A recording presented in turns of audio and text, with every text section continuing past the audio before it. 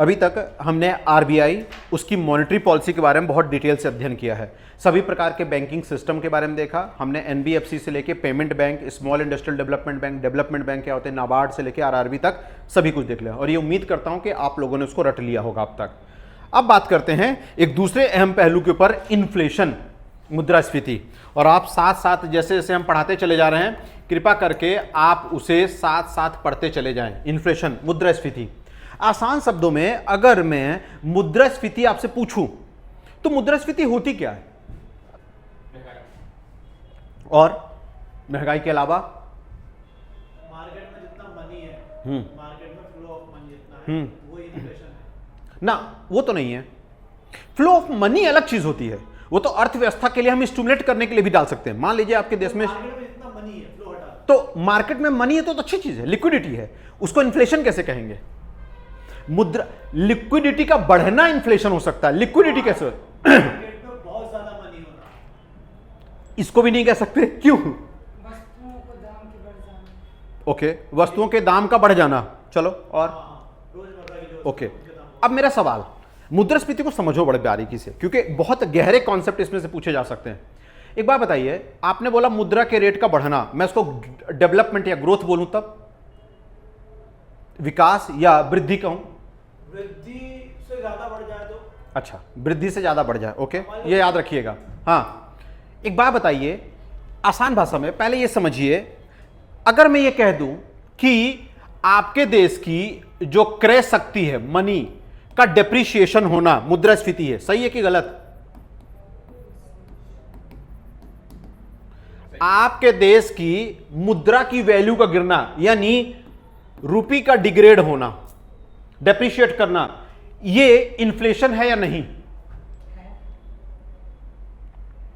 मैं फिर बोलूं, इसीलिए मैंने कहा था कि आप कॉन्सेप्ट समझिए। पेपर बनाने वाला अगर बोल दे आपको कि इनमें से कौन सी ऐसी परिभाषा है जो मुद्रास्फीति को सही तरीके से साक्षात्कार करती है, और उसमें एक लिख दे कि the purchasing power of money degrade, मैं यहां लिख दूं दूसरे शब्दों में, परचेजिंग पावर ऑफ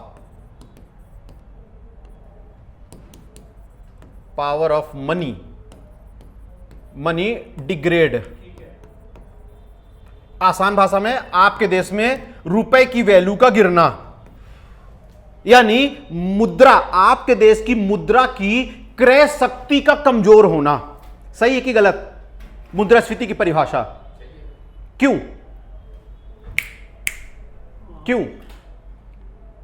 हम उतने पैसों में कम चीजें खरीद पाएंगे। इसका अर्थ क्या हुआ?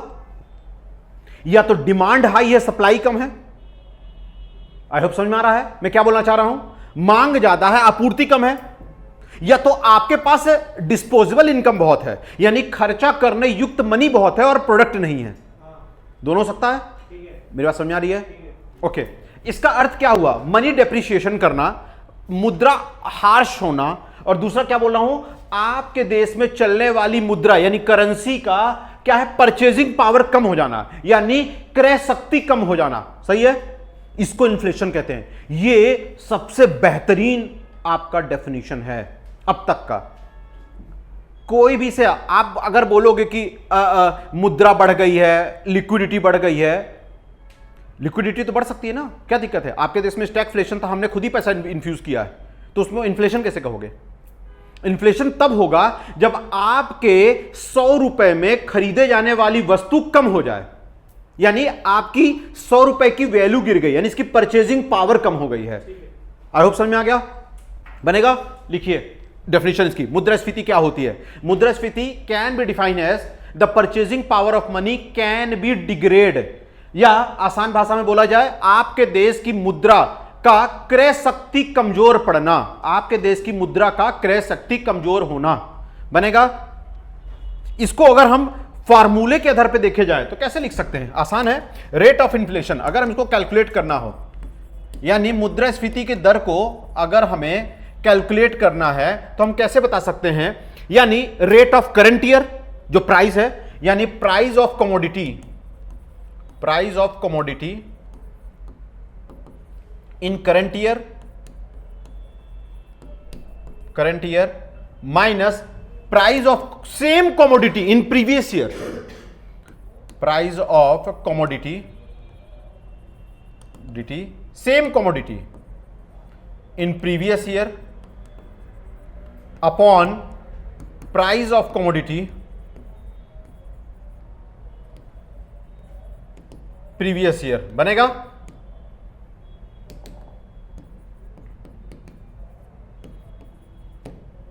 ये लाइन याद रहेगी। फिर से बोल दूं, यहां देखिए, किसी भी वस्तु का वर्तमान वर्ष में मूल्य माइनस उसी वस्तु का पिछले वर्ष में क्रय मूल्य डिवाइडेड बाय उसी वस्तु का क्रय मूल्य प्रीवियस ईयर में, पिछले वर्ष में बनेगा। आसान भाषा में बोल दें कि अगर मान लीजिए मैंने एक ब्रेड खरीदा था आज 15 रुपए में, पिछले वर्ष वो 10 रुपए का था, उसको डिवाइड कर दे 10 से, बता देगा कितना मुद्रास्फीति हुई है, कितना हो गया। सिंपल है। फिर से बोल दूं बेटा, देख लीजिए, बहुत आसान डेफिनेशन है और बहुत अच्छी डेफिनेशन है। क्या, किसी भी देश में मुद्रास्फीति को कैलकुलेट करना हो तो कैसे, मुद्रास्फीति की दर को कैसे कैलकुलेट करेंगे, किसी भी वस्तु का वर्तमान वर्ष में मूल्य उसी वस्तु का पिछले वर्ष में मूल्य भागे उसी वस्तु का पिछले वर्ष में मूल्य, आपको एग्जैक्ट वैल्यू बता देगा। जैसे उदाहरण के तौर पे देख लें, अगर मैं बोलूं रेट ऑफ इन्फ्लेशन, अगर किसी व्यक्ति का ब्रेड का मान लीजिए, तो ब्रेड का कॉस्ट अगर सपोज कीजिए मैंने माना ब्रेड की वैल्यू कितना है अभी वर्तमान में, करंट ईयर में अगर हम बात करते हैं, इसकी वैल्यू सपोज कीजिए 15 रुपए है। प्रीवियस ईयर में इसकी वैल्यू कितनी थी, 10 रुपए थी प्रीवियस ईयर में इसकी वैल्यू थी, डिवाइडेड बाय प्रीवियस ईयर में कितनी होगी, 10 होगी, तो कितना हो जाएगा 5/10 मल्टीप्लाई बाय 100 करते हैं परसेंटेज निकालने के लिए, एग्जैक्टली कितना जाएगा 50% निकल के आ जाएगा, यानी इंक्रीज कर गई है। अब समझ में आ गया। परसेंटेज निकालने क्या करते हैं, मल्टीप्लाई बाय 100 कर देते हैं, 100 से मल्टीप्लाई 10 से 10 कटा 50 आ गया फट से। समझ में आ गया पक्का। तो ये याद रहेगा। अब इन्फ्लेशन के बारे में समझ में आ गया, इन्फ्लेशन क्या होती है। चले अब आइए, इन्फ्लेशन को नापने का तो हम बाद में देखेंगे, पहले प्रकार देखिए। फिर से बोल दूं बेटा, समझ में आ गया इन्फ्लेशन पक्का, ये बात याद रहेगी। इन्फ्लेशन क्या होता है। अच्छा एक बात और बताइए, इन्फ्लेशन बढ़ता घटता कैसे है या होता कैसे है। यहां देखिए, अगर इसी कॉन्सेप्ट को थोड़ा सा और मैं डिटेल जाऊं, कॉन्सेप्ट समझने का प्रयास करूं, देखिए, या तो डिमांड ऑफ गुड्स ज्यादा हो जाए, डिमांड ज्यादा हो या मनी ज्यादा हो, करेक्ट, और सप्लाई लेस हो जाए, सप्लाई लेस हो जाए, सप्लाई उतनी भी रहेगी, डिमांड ज्यादा तो भी बढ़ जाएगा। ओके, और या तो आपके पास खर्च करने का इनकम ज्यादा हो जाए, यानी डिस्पोजेबल इनकम, लिक्विडिटी ज्यादा हो, इनकम आपके पास खर्च करने योग्य अत्यधिक मुद्रा हो, तो भी आपका इन्फ्लेशन बढ़ सकता है। तो यानी कुल मिला के अगर बोला जाए, इन्फ्लेशन डिमांड और सप्लाई पे काम करता है, सही है कि गलत। अगर मैं बोल दूं इन्फ्लेशन डिमांड और सप्लाई पे काम करता है, डिमांड एंड सप्लाई पे काम करता है, सही है कि गलत। डिमांड सप्लाई नहीं, जिसको गलत। मैं फिर बोल रहा हूं, मेरा एक सवाल समझिए, मैं अगर बोल दूं मुद्रास्फीति किसी देश की डिमांड सप्लाई पर निर्भर करती है, सही है कि गलत। पूरी तरह उस पर नहीं करती, लेकिन डिमांड सिर्फ ये सेंटेंस बोल रहा हूं, फिर समझना, किसी देश की मुद्रास्फीति उस देश की मांग और आपूर्ति पर निर्भर करती है, सही है गलत।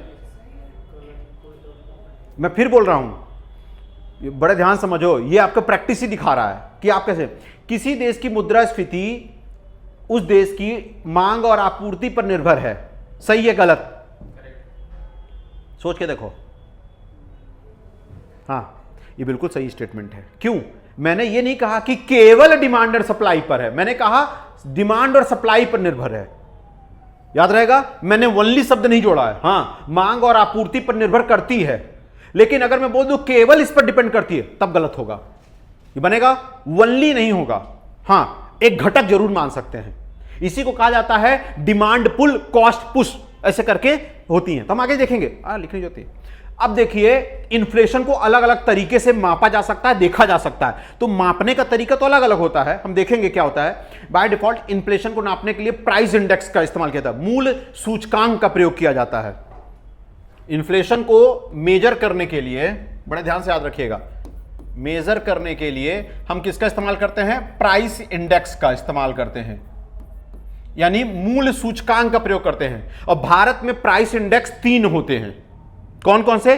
Consumer price index, wholesale price index और इंडस्ट्रियल प्रमोशन के लिए होता है, लेकिन हालांकि परचेजिंग पावर करके होता है इंडेक्सेस, हम वो देखेंगे क्या क्या होते हैं। तो 3 प्रकार के होते हैं पूरे देश में, भारत में केवल 2 ही होता है, सीपीआई और डब्ल्यूपीआई। आइए इन्फ्लेशन के प्रकार देखिए एक एक करके। किसके आधार पर? दर के आधार पर, रेट के आधार पर। यहां तक समझ में आया? कोई डाउट तो नहीं है? ओके, याद रखिएगा, बहुत इंपॉर्टेंट कॉन्सेप्ट है ये। देखिए, inflation on the basis of rates, दर के आधार पर। ठीक है, दर के आधार पर हम बता रहे हैं, हम 4 चीजें बना देते हैं, एक एक करके आपको पूरा समझ में आ जाएगा। पहला होता है क्रीपिंग इन्फ्लेशन, रेंगती हुई, क्रीपिंग इन्फ्लेशन। पहला होता है क्रीपिंग इन्फ्लेशन, रेंगती हुई, इसी को माइल्ड इन्फ्लेशन कहते हैं, अल्प, माइल्ड इन्फ्लेशन। ये बहुत अच्छी होती किसी भी अर्थव्यवस्था के लिए, बन जाएगा। क्रीपिंग मतलब बेटा रेंगती हुई, इसी को कहते हैं माइल्ड, अल्प इन्फ्लेशन कहा जाता है, यानी मुद्रास्फीति कही जाती है। बेटा जब किसी भी अर्थव्यवस्था में 2 से 3% इन्फ्लेशन हो, उसे माइल्ड कहते हैं। क्रीपिंग, क्रीपिंग मतलब रेंगती हुई, अच्छा है, इसमें कोई इशू नहीं है, इससे अर्थव्यवस्था में ग्रोथ होती है। 2 से 3% हो, बनेगा। दूसरा ट्रॉटिंग इन्फ्लेशन, दूसरा कहलाता है ट्रॉटिंग इन्फ्लेशन, दूसरा कहलाता है ट्रॉटिंग इन्फ्लेशन। लिख लीजिए, ट्रॉटिंग इन्फ्लेशन या वॉकिंग, चलती हुई अर्थव्यवस्था, मुद्रास्फीति, वॉकिंग। आगे इन्फ्लेशन, रेंगना और चलने में अंतर होता है। रेंगना मतलब घिसट के चलना, और चलना मतलब चलना। ये वाला तेज है, वाला मंदा है। हाँ, ये कितना होता है? 3 से 5%, कई जगह 3 से 10% लिख देते हैं, तो लिख लीजिए, हम लिख देते हैं, हम बताते हैं दोनों में अंतर क्या होता है। ठीक है, लिख लीजिए 3 से 10%। ये बात याद रखना मुद्रास्फीति में, ये क्या है? 2 से 3%, ये क्या है? 3 से 10%, बन जाएगा। बेटा एक बात याद रखना, एक लाइन में बोलता हूं, बहुत प्रसिद्ध है, ये भारत के एक व्यक्ति ने बोला था अवार्ड लेते वक्त, बोला था उन्होंने कि इस फिल्म इंडस्ट्री में लोग चलकर आए हैं, मैं रेंग कर आया। इसका अर्थ समझते हो? इसका मतलब है मैं ज्यादा स्ट्रगल किया, मतलब घिसट घिसट के आया, बहुत धीमा है।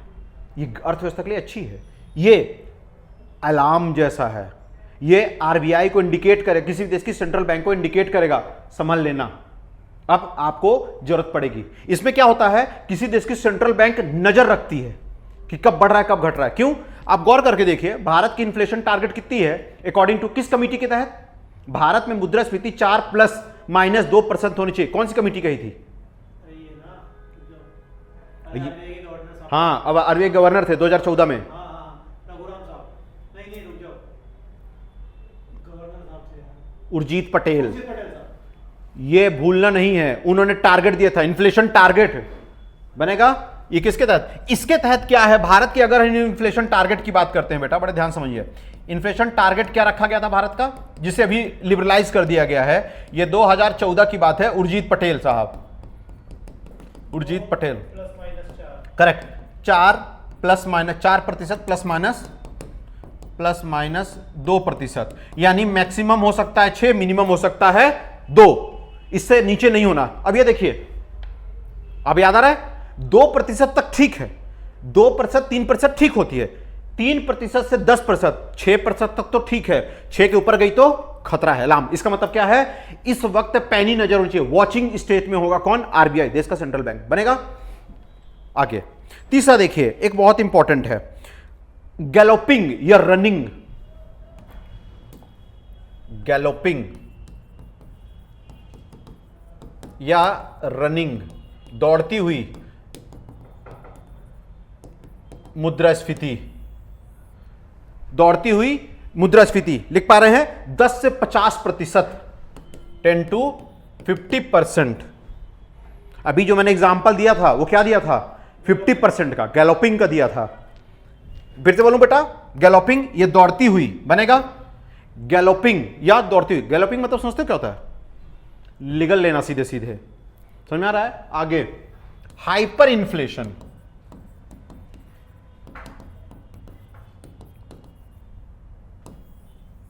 हाइपर इन्फ्लेशन बनेगा, लिख लीजिए हाइपर, अत्यधिक मुद्रास्फीति, मोर देन 50%। एक और चीज बताता हूं आपको, ये मोर देन 50% पर मंथ है, ये याद रखेंगे, और ये सब पर ईयर है, एनम है ये चीज याद रखेंगे, बस यही एक अंतर है। ये वार्षिक दर है, ये कैसा है, मंथली है, मतलब हर मंथ वो डबल हो जा रही है स्पीड से, यानी 2 महीने में वो अपनी ही मान लेगा 100 रुपए, अगले 2 महीने में फिर से 100 रुपए के करीब हो जाएगा, मतलब जो चीजें 100 रुपए मिल रही थी अब वो 200 रुपए मिलेगी। समझ में आ रहा है, 2 महीने के अंदर ये इससे भी ज्यादा तीव्र गति से बढ़ रही है। इस सभी के उदाहरण दे सकते हो, इन सभी के उदाहरण। एक बात बताइए, बड़ा आसान है, एक एक करके हम कॉन्सेप्ट समझने का प्रयास करते हैं इसमें, देखते आइए। अगर ये रहेगा तो आरबीआई को कुछ करने की जरूरत है, कुछ नहीं करना, आरबीआई को कुछ भी करने की जरूरत नहीं। इसमें अगर होगा तो आरबीआई क्या करेगी, रेपो रेट, केवल वॉच करेगी, रेपो रेट से नहीं करेगा। कुछ भी नहीं, केवल वॉचिंग देखेगी। अब इसके बाद देखिए, इस पे अगर इस जगह पे रही तो आरबीआई क्या करेगी, इन दोनों में क्या होगा, कौन सी पॉलिसी आनी चाहिए उसकी, हॉकिज्म आनी चाहिए कि डोविस आनी चाहिए। डोविस का मतलब क्या होता है, पैसा वापस देना है भाई इसको तो। डोविस मतलब पैसा लेना होता है कि हॉकिस मतलब पैसा लेना होता है, तो यहां पैसा देगा तो पैसा लेगा ना, देना ना वापस। फिर क्यों डोविस बोल रहे हो।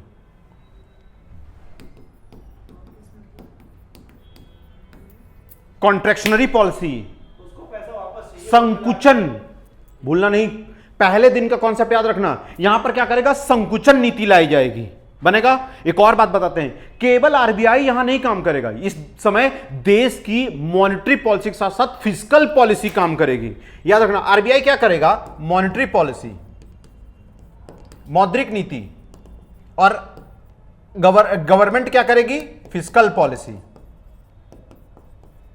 ये बात याद रखना, ठीक है। 2 चीजें होंगी, आरबीआई मौद्रिक नीति लाएगी और गवर्नमेंट फिस्कल पॉलिसी, वित्तीय नीति लेके आएगी। वित्तीय नीति होती क्या, आसान भाषा में, वित्तीय नीति किसी देश की अर्थव्यवस्था को चलाए जाने के लिए, देश के अधोसंरचना निर्माण करने के लिए जो गवर्नमेंट स्टिमुलस करती है। जैसे कोविड-19 दौरान हमारे बहुत ज्यादा मुद्रास्फीति हो गई थी, मैं मुद्रास्फीति बोला, संकुचन आ गई थी, मंदी आ गई थी, रिसेशन जैसा, तब भारत सरकार ने पैसा इन्फ्यूज किया था किसी के माध्यम से। भारत सरकार कैसे इन्फ्यूज करती पैसा, स्कीम ला दो, सब्सिडी मार दो, और बहुत सारी चीजें अधोसंरचना में डाल दो, आपके वेजेस में बढ़ोतरी कर दो, खत्म। अब जिसे अपने को कंट्रोल करना है तो वो सब करेक्ट है, करेगी। करेक्ट है। जब हमको कंट्रोल करना है तब क्या करेगी, भारत सरकार बहुत ज्यादा बॉन्ड रिलीज कर देगी, सारे बॉन्ड को रिलीज करके सारा पैसा खींच लेगी वो। ठीक है, गवर्नमेंट सिक्योरिटी क्या करेगी, लाख लाख 1.5 लाख नहीं, करोड़ों के बॉन्ड्स रिलीज कर देगी मार्केट पे, और उसे ले लेगी।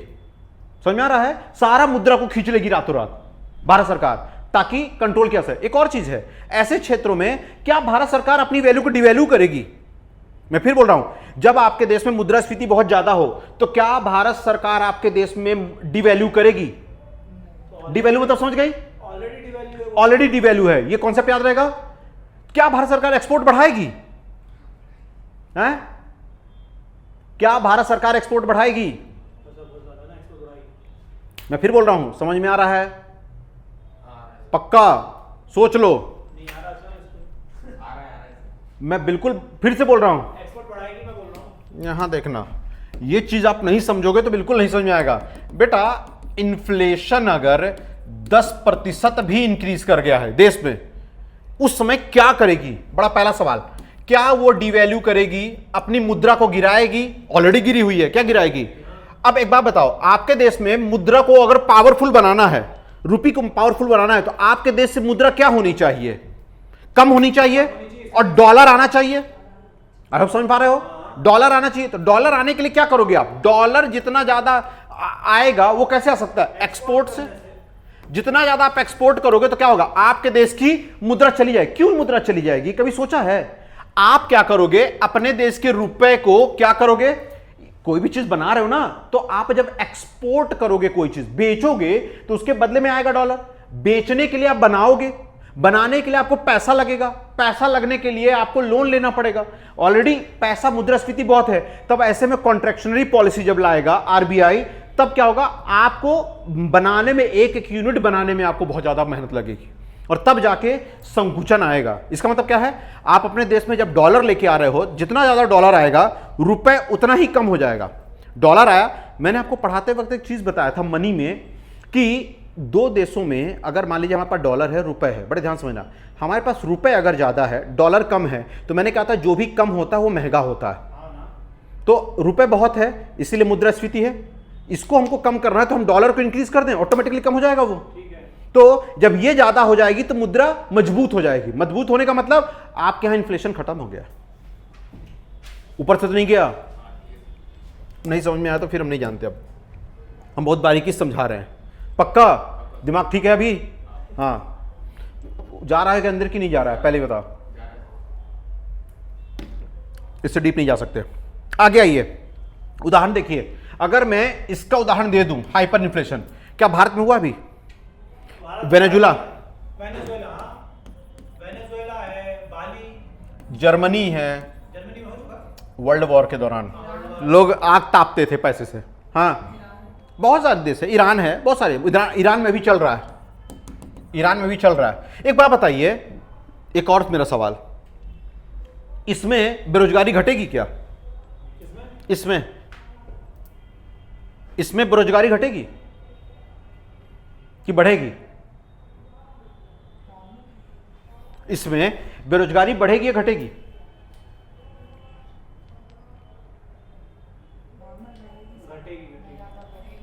ज्यादा इम्पैक्ट नहीं होगा इससे। इसका मतलब समझ नहीं पाए। एम्प्लॉयमेंट इंक्रीज कर जाएगी। मुद्रास्फीति का बढ़ना 2 से 3%, ये हेल्थी इकोनॉमी की पहचान होती ये है। दोनों में एम्प्लॉयमेंट बढ़ेगा, ये दोनों में नहीं। करेक्ट है, इसमें और इसमें दोनों में एम्प्लॉयमेंट इंक्रीज होगा, हाँ, इन दोनों में नहीं और इन दोनों में नहीं होगा, बल्कि इसमें हमको स्टिमुलस करना पड़ेगा। फिर बोलूं, ये दोनों क्या है? कंट्रोल्ड इन्फ्लेशन है। ये दोनों बेटा आसान भाषा में बताते हैं, ये मुद्रास्फीति जैसा दिख जरूर रहा है बेटा। आपको पता नहीं है, किसी देश की अर्थव्यवस्था अगर इस साल इस पेन का दाम 10 रुपए है, अगले साल इस पेन का दाम फिर से 10 रुपए है, मतलब उस देश की जीडीपी क्या है? स्टेगनेंट है, रुकी हुई अर्थव्यवस्था है, वो ग्रोथ नहीं है। लेकिन ये 10 रुपए की पेन है, अगले साल अगर ये 11 रुपए का मिल रहा है, मतलब वो ठीक है। क्यों? कितना परसेंट बढ़ा है? 10% बढ़ा, ठीक है, वो ग्रोथ को इंडिकेट कर रहा है। लेकिन यही 10 रुपए का पेन 15 रुपए मिल जाए, समझ लेना चाहिए खतरा है, हम गैलोपिंग में आ गए। और यही 10 रुपए 20 रुपए में चला जाए, हम खतरनाक में जगह पे पहुंचे हैं। बेरोजगारी बहुत तीव्र गति से होगी। आई होप समझ में आ गया। इसमें एक और चीज होता है, आगे हम बात करेंगे। रेट के आधार पे समझ में आया? कोई डाउट यहां तक पूछ सकते हो, फिर से पूछूं, बता दोगे सब? इन्फ्लेशन से क्या होगा? मुद्रास्फीति क्या होती है? पहली क्रीपिंग, रेंगती हुई, काम की, ठीक है, माइल्ड है, हल्की है, 2 से 3% रेट के आधार पे। ट्रॉटिंग, ट्रॉटिंग मतलब क्या होती है? वॉकिंग, पैदल चल रही है, तो क्या है? कोई फर्क नहीं पड़ता, 3 से 10% है, लेकिन हाँ आरबीआई निगरानी रखेगी। गैलोपिंग, भागती हुई, बहुत तीव्र गति से बढ़ रही है, उस वक्त आरबीआई क्या करेगी? कॉन्ट्रैक्शनरी पॉलिसी लाएगी। कॉन्ट्रैक्शनरी पॉलिसी मतलब संकुचन नीति लाएगी। संकुचन मतलब हॉकीशन लाएगी, सबको खींच लेगी। रेपो रेट क्या होगा? इंक्रीज होगा कि डिक्रीज होगा? फिर बोलूं?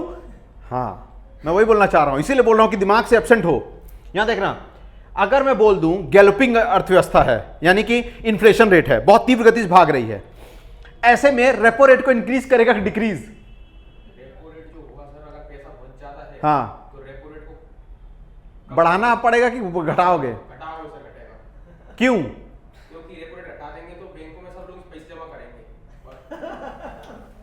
आज इसकी गलती नहीं सर, आज कुछ नहीं बोला, आज इसकी गलती नहीं है सर, वो ट्रॉमा में है। हाँ, बेटा एक बात समझो, तुमने सिर्फ एक पेपर देखा, आज नहीं समझ पाएगा सर, कल ही समझ पाएगा। एक फेलियर तुम्हारा भविष्य नहीं डिसाइड कर, तुम उसको हावी कर लियो अपने दिमाग में। नहीं, थोड़ा दिमाग में ये है कि इतना मतलब कम स्कोर नहीं होना जितना आया, इसको क्योंकि सर साल भर जो चीज पढ़ी है मैंने 6 महीने 7 महीने, उससे कुछ हुई नहीं। तुमने नहीं पढ़ा है। पढ़ा है फिर मैंने। ये मानता नहीं, मैंने यही स्टेटमेंट इसको बोला। बेटा आपको लगता है कि आपने जो मेहनत की है, ईमानदारी से मैं बताता हूँ, आपसे अगर मैं पूछूं क्या आपने साल भर 8 घंटे मेहनत किया है? 5 साल भर 8 घंटे की नहीं होती है, पेपर ईमानदारी। नहीं बोलता है। Correct. एग्जाम अगले अगर कुछ बताया है, हाँ, कभी झूठ नहीं कहता। और एक बात बताओ बेटा, तुम अपने आप से मानने का प्रयास करो, जितना जल्दी तुम एक्सेप्ट कर लोगे उतना ही जल्दी तुम आगे ग्रोथ करोगे।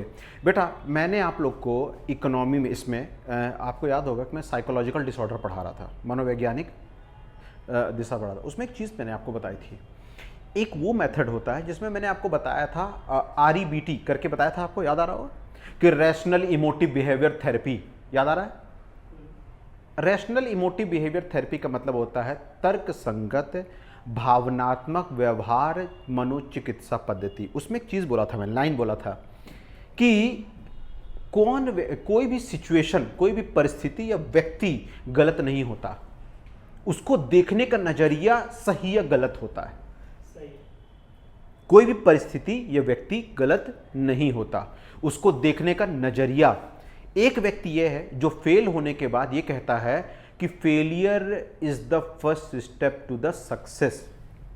एक व्यक्ति वो होता है जो ये कहता है कि failure means I am useless. नहीं, ये स्टेटमेंट कहता है, इसका मतलब क्या है? इसका अर्थ यह है कि एक व्यक्ति फेलियर को अपने सक्सेस, सफलता का पहला सीढ़ी मानता है, वो सीखता है। एक व्यक्ति वो होता है जो अपने फेलियर से ये कहता है अपने मन में कि मैं किसी काम का नहीं हूं। अब तुम डिसाइड कर लो किस पक्ष में जाना चाहते हो, तुम डिसाइड कर लो, क्योंकि न तुम पहले एग्जामिनी हो जो एग्जाम देने गए थे, पहले एस्पिरेंट नहीं हो, और ना ही ये पहली बार पेपर हुआ है। तो मैं अगर इस तरीके से हार मानते तो APJ अब्दुल कलाम को क्या मानते हो? ब्रिलियंट मानते हो कि ऐसे ही लवधड़? ब्रिलियंट है ना। उनके जीवन का पहला सबसे बड़ा एग्जाम वो फेल हो गए थे, और एक बार नहीं फेल हुए हैं, अपने जीवन में कई बार फेल हुए हैं। समझ में आ रहा है? उन्होंने एक रॉकेट का प्रोटोटाइप नहीं बना पाए थे, और बाद में मिसाइल मैन बनते हैं। मैं उनके बारे में इतना अच्छा जानता इसलिए क्योंकि मैं खुद इसरो में रह चुका हूं, मुझे बहुत अच्छे से पता है। तो उनके पहले प्रोटोटाइप में फेल हो गए थे। चार्ल्स बाबेज साहब का भी पहला फेल हुआ था, सेकंड में शायद आया था। अरे चार्ल्स बेबेज वगैरह तो बहुत कुछ रहे हैं ऐसे, समझा? उन्होंने पहला एक कंप्यूटर लाया था जो फेल हुआ था। करेक्ट, फिर लाए थे। मेरे को याद नहीं आ रहा डिफरेंस। करेक्ट है, था या एनालिटिकल? करेक्ट है, करेक्ट है, वो एनालॉग कंप्यूटर था। करेक्ट। ऐसे करके आप सोचो खुद, बेटा आप सोच नहीं पाओगे जितने बड़े बड़े लोग रहे हैं वो अपने जीवन में फेल हुए हैं। उसको ड्रग्स चाहिए ना। तो इसका अर्थ ये कतई नहीं है। तुम बेटा एक सिंपल सी बात समझ लो, तुम्हारे तो अभी बच्चे हो, तुम्हारी उम्र ही कितनी है? तुमने तो कुछ देखा ही नहीं जिंदगी में। फेलियर क्या होता है पता है? फेलियर वो होता है जब तुम पीक पे खड़े हो और एक तरफ चुन को बोल दिया गया कि अपने बाप को आग्नि दो या पेपर में इंटरव्यू देने जाओ, उसको फेलियर कहते हैं। समझ में आ रहा है? तुमको तो पता ही नहीं है कि मैंने अपने पिता को चिता में आग दी थी, उसके बाद दिया था इंटरव्यू देने। तुमको तो पता ही नहीं कि फेलियर होता क्या है, समझे? तो इसीलिए तुमको जो लगता है कि तुम दुनिया में पहले ऐसे व्यक्ति हो जो फेल हो गए, माइंड को क्लियर करो, आगे बढ़ो, अभी बहुत जंग बाकी है। हाँ अपन रेपो रेट बढ़ाएंगे अगर अपने को इन्फ्लेशन कंट्रोल। करेक्ट। इसमें जब भी इन्फ्लेशन बहुत ज़्यादा हो जाए रेपो रेट इंक्रीज होगा, ठीक है? रिवर्स से रेपो रेट इंक्रीज होगा कि डिक्रीज होगा? रिवर्स रेपो रेट वो उनको पैसा ले रहा है। मैं फिर बोल रहा हूं, रेपो रेट इंक्रीज हुआ, आपने बिल्कुल रिवर्स रेपो रेट डिक्रीज होगा। रिवर्स रेपो रेट डिक्रीज होगा। क्यों? वो पैसा ले रहा है ना उनसे, कमर्शियल बाकी बैंकों से पैसा ले रहा है, अपने पास पैसा चाहिए उसको। फिर सोच के देखो, हाँ, RBI के पास पैसा आना चाहिए। रिवर्स रेपो रेट का मतलब क्या होता है? रिवर्स रेपो रेट क्या होता है? जिस दर पर सभी कमर्शियल बैंक क्या करेंगे, पैसा जमा करेंगे। ठीक है, अब आरबीआई को अगर रिवर्स रेपो रेट को मैं डिक्रीज कर दूंगा तो बैंक जमा क्यों करेंगे, वो तो मार्केट में लोन देंगे। दोनों बढ़ाएंगे ना साथ में। मैं तो आरबीआई की तरफ सोच रहा था ना, कम उसमें आ जाएंगे। ठीक है, तो मतलब आप नहीं समझ पाए, यही तो गेम है इन्फ्लेशन। यहां देखना, ये बताइए आरबीआई जिस दर पर लोन लेगा, मान लीजिए एसबीआई से लोन ले रहा है, यही हुआ रिवर्स रेपो रेट। एक सेकंड फिर बोल रहा हूं, अगर आरबीआई ये कहता है कि भैया मेरे को आपसे पैसा चाहिए, तो क्या वो बाध्य है पैसे देने के लिए? नहीं, बाध्य नहीं है तो बढ़ाएंगे, क्योंकि ये पर्सनल है ना उनका, नहीं आप समझ पा रहे हैं। ये देखिए रिवर्स रेपो रेट है ट्रिपल आर, उनका पर्सनल मनी अपन ले रहे हैं। करेक्ट, इनका व्यक्तिगत मनी ले रहे हैं ना, क्यों ले रहे हैं? अब समझिए, रिवर्स रेपो रेट को जब तक आप इंक्रीज नहीं करोगे तो वो देंगे क्यों? वो क्यों पैसा देंगे, वो मार्केट में देंगे ना। सही बात है, सही। इसका मतलब क्या है, रिवर्स रेपो रेट भी रिवर्स सर, रेपो रेट बढ़ा दें। हमेशा वाइस वर्सा होगा क्या, कि जैसे रेपो रेट बढ़ेगा तो रिवर्स रेपो भी बढ़ेगा। हाँ अगर हाइपर इन्फ्लेशन है तो, इन्फ्लेशन है तो, हाइपर इन्फ्लेशन, हाँ, नहीं तो फिर बहुत सारी कंडीशंस, टर्म कंडीशन लगती है, लेकिन इसमें तो यही है ना, हमको मार्केट तक पैसा जाने से रोकना है। सर ऐसी कोई कंडीशन है जिसमें रिवर्स रेपो अपन कम कर दें और रेपो रेट बढ़ा दें? रेपो रेट अगर बढ़ा देते हैं, इंक्रीज कर देते हैं, और रिवर्स रेपो रेट को डिक्रीज कर देते हैं, कब करेंगे? बताते हैं। अगर हमने रेपो रेट बढ़ा दिया है तो इन्फ्लेशन को कंट्रोल कर रहे हैं, कंट्रोल कर रहे हैं। और अगर रिवर्स रेपो रेट को भी इंक्रीज कर रहे हैं तो भी हम उसको कंट्रोल कर रहे हैं। और अगर आप ये कंडीशन कहना चाह रहे हो कि रेपो रेट को इंक्रीज कर दें और रिवर्स रेपो रेट को डिक्रीज कर दें, ऐसे किस कंडीशन में तो बनेगी? इधर तो आप इन्फ्लेशन कंट्रोल कर रहे हो और यहाँ पे आप लिक्विडिटी दे रहे हो। ये हो सकता है, ये तब होता है जब स्टैग इन्फ्लेशन हो। स्टैग इन्फ्लेशन में क्या होता है कि हम एक चीज़ चेक करते हैं कि स्टैग इन्फ्लेशन होता क्या, आसान भाषा में समझ लीजिए, पहले तो आपको ये कॉन्सेप्ट समझ आएगा। बेटा स्टैग इन्फ्लेशन का मतलब होता है, इसमें ये होता है कि देश की जीडीपी रुकी हुई है, स्थिर है, और इन्फ्लेशन हाई कर रहा है। आप समझ पा रहे हो? देश की ग्रोथ नहीं हो रही है और इन्फ्लेशन इंक्रीज हो रहा है। समझ में आ रहा है? तो क्या होगा, इन्फ्लेशन को कंट्रोल करने के लिए रेपो रेट को इंक्रीज करना पड़ेगा, और जीडीपी को बूस्ट करने के लिए हमको रिवर्स रेपो रेट करना पड़ेगा, डिक्रीज। तभी तो जाएगा अर्थव्यवस्था में पैसा। नहीं समझ पाए? आई होप समझ में गया। रेपो रेट को इंक्रीज करना पड़ेगा इन्फ्लेशन को टारगेट करने के लिए, जीडीपी की ओवरऑल ग्रोथ करने के लिए हमको क्या करना पड़ेगा कि रिवर्स रेपो रेट को डिक्रीज करना पड़ेगा। मतलब बैंकों के पास पैसा आए परंतु रेगुलेटेड पैसा जाए, और पैसा किस बात के लिए, आपको यह बोलकर के अधोसंरचना में लगाना होगा, तो जीडीपी में डेवलपमेंट हो सकता है। ये आरबीआई का घाटा नहीं होगा सर? किसके लिए, क्यों होगा घाटा? देश की ग्रोथ के लिए तो कई बार नुकसान करते ही है ना। रेपो रेट वैसे भी, रिवर्स रेपो रेट वैसे भी कम होता है रेपो रेट से।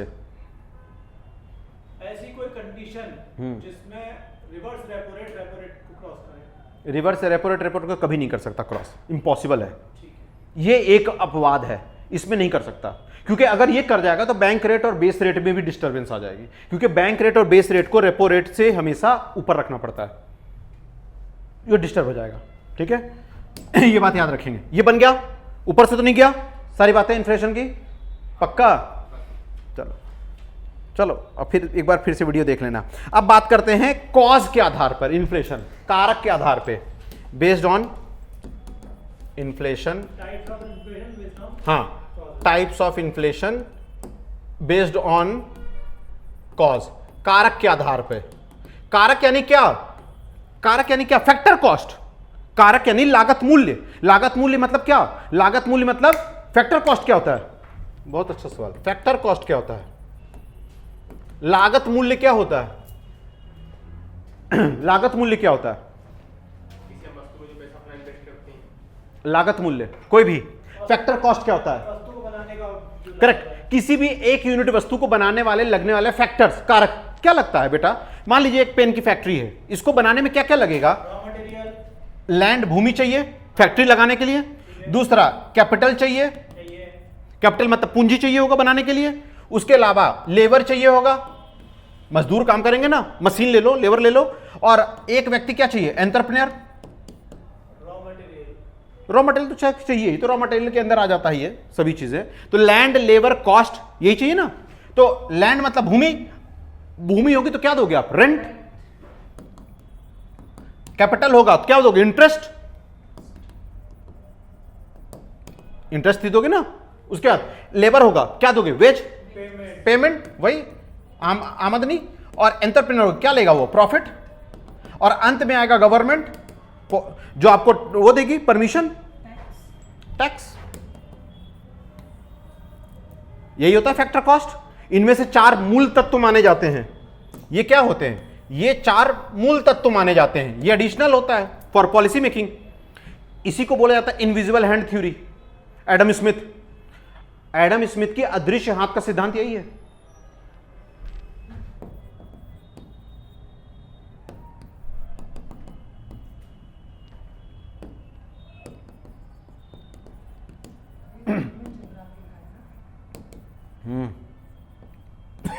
Invisible hand theory Adam Smith की। बाय डिफॉल्ट एडम स्मिथ कौन है पता है? अदृश्य हाथ का सिद्धांत, father of economics, classical economics, father of classical economics. इनके द्वारा एक पुस्तक लिखी गई, कौन सी? The wealth of nation. Correct, wealth of nation इनकी एक जर्नल रही है, लिख लेना, wealth of nation, wealth of nation. I hope अब समझ में आ गया होगा क्या क्या बात किया। ये याद रखेंगे, फादर ऑफ क्लासिकल इकोनॉमी। अर्थव्यवस्था के वो है अर्थव्यवस्था के फादर माने जाते हैं। कैपिटल पूंजीवाद के फादर ऑफ कैपिटलिस्ट इकोनॉमी के, कैपिटलिस्ट इकोनॉमी बनेगा, यानी पूंजीवादी अर्थव्यवस्था के पिता माने जाते हैं। आई होप यहां तक समझ में आ गया होगा। पहला देखिए, डिमांड पुल इन्फ्लेशन। इसके प्रकार में पहला है डिमांड पुल।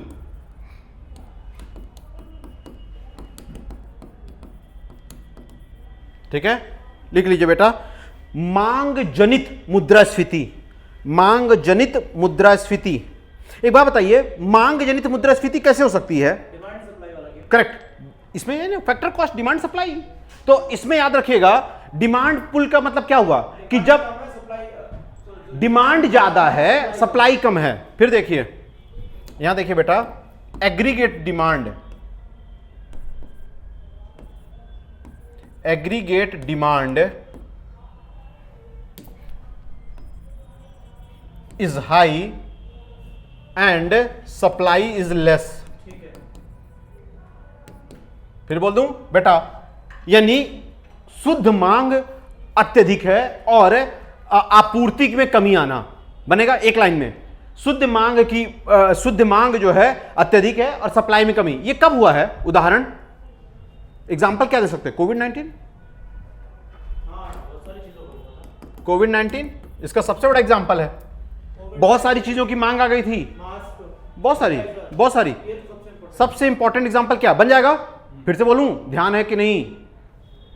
सर आपने बोला अगर शुद्ध मांग अधिक है और आपूर्ति में कमी है, हाँ। डिमांड ज्यादा है और आपूर्ति नहीं हो पा रही, हाँ। तो वो है ये चीज। ठीक, इसका मतलब क्या हुआ? ये डिमांड पुल इन्फ्लेशन, यानी मांग जनित मुद्रास्फीति क्या होती है? मांग जनित है, हिंदी में याद रखोगे ज्यादा अच्छा है। मांग जनित, मांग ज्यादा है, आपूर्ति है ये नहीं। बन जाएगा? ओके, नेक्स्ट दूसरा लिखो, कॉस्ट पुश इन्फ्लेशन। आज तुम लोग का पता नहीं क्या चल रहा है। Cost push inflation, cost push inflation बन जाएगा, लिख लीजिए, लागत जनित मुद्रास्फीति। लागत जनित मुद्रास्फीति। अब ये बताइए, लागत जनित कैसे होगा? ये देखिए, ये क्या लिखा है यहां पर?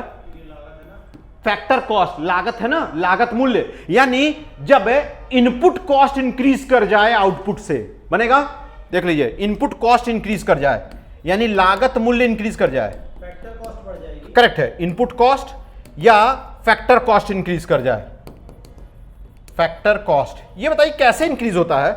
हम ये जानना चाह रहे हैं। आपकी लागत मूल्य बढ़ जाए या आपकी फैक्टर कॉस्ट, लागत मूल्य बोलते हैं या इनपुट कॉस्ट, इसी को बोलते हैं। अगर ये बढ़ जाए, कैसे बढ़ती है? कैसे? जैसे कि गवर्नमेंट टैक्स बढ़ा देगी। और रेपो रेट बढ़ा दे, इंटरेस्ट बढ़ जाए। गवर्नमेंट टैक्स बढ़ा दे ना। सबसे इंपॉर्टेंट क्या होता है? आपके हाथ में पैसा दे दो। हाँ, आपके हाथ में पैसा दे दो, अत्यधिक पैसा दे दो, क्या होगा? Liquidity अगर मार्केट में आ जाएगी तो फिर आपके पास बहुत पैसा है, हाँ तो मैं आप क्या करो? बहुत ज्यादा चीजों को मांग रहे हो तेजी से, क्या होगा? फैक्टर कॉस्ट उसी तरीके से इंक्रीज करना चालू कर देगी। फैक्टर कॉस्ट कई सारी चीज हो सकता है, गवर्नमेंट इंटरवेंशन भी हो सकता है, गवर्नमेंट टैक्सेस इंक्रीज करना हो सकता है, आपके पास पैसा खर्च करने के लिए बहुत पैसा है, गवर्नमेंट के अलावा कोई एक रीजन बताइए। आपके पास पैसा बहुत है, आपके पास बहुत पैसा है, आप जल्द से जल्द पैसा वो कर रहे हो। एक और चीज बताता हूं, सबसे आसान तरीका, आपके पास वो देश में होता ही नहीं रॉ मटेरियल, आप बाहर से इंपोर्ट करते हो, बन जाएगा। जैसे दवाइयों का दाम, हम लोग क्या करते हैं, एक्टिव इंग्रेडिएंट होता है ना, एपीआई कहलाता है वो, तो इसका अर्थ क्या होता है, जैसे उदाहरण देते हैं, हमारे यहां भारत में आईसी चिप बनता है, नहीं बनता, हम किससे लेते हैं, यूएस कैलिफोर्निया, ताइवान से, चाइना से लेते हैं। अब हम लोग ले रहे हैं, हमारे यहां नहीं है, तो इनपुट कॉस्ट अगर वो इंटरनेशनल मार्केट में इंक्रीज होगा तो हमारे यहां हो ही जाएगा।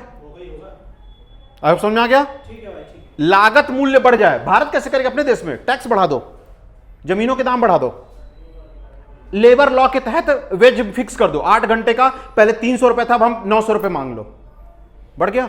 इनमें से किसी पर भी इंक्रीज कर दोगे हो जाएगा, इसको छोड़कर एंटरप्रेन्योर को, समझ में आ रहा है, एंटरप्रेन्योर को दिमाग है, दिमाग का क्या लोगे, तो इसको छोड़ दो बस, इन तीनों में कहीं पर भी इंक्रीज मार दोगे हो जाएगा, और भारत सरकार की टैक्स नीति बन जाएगा।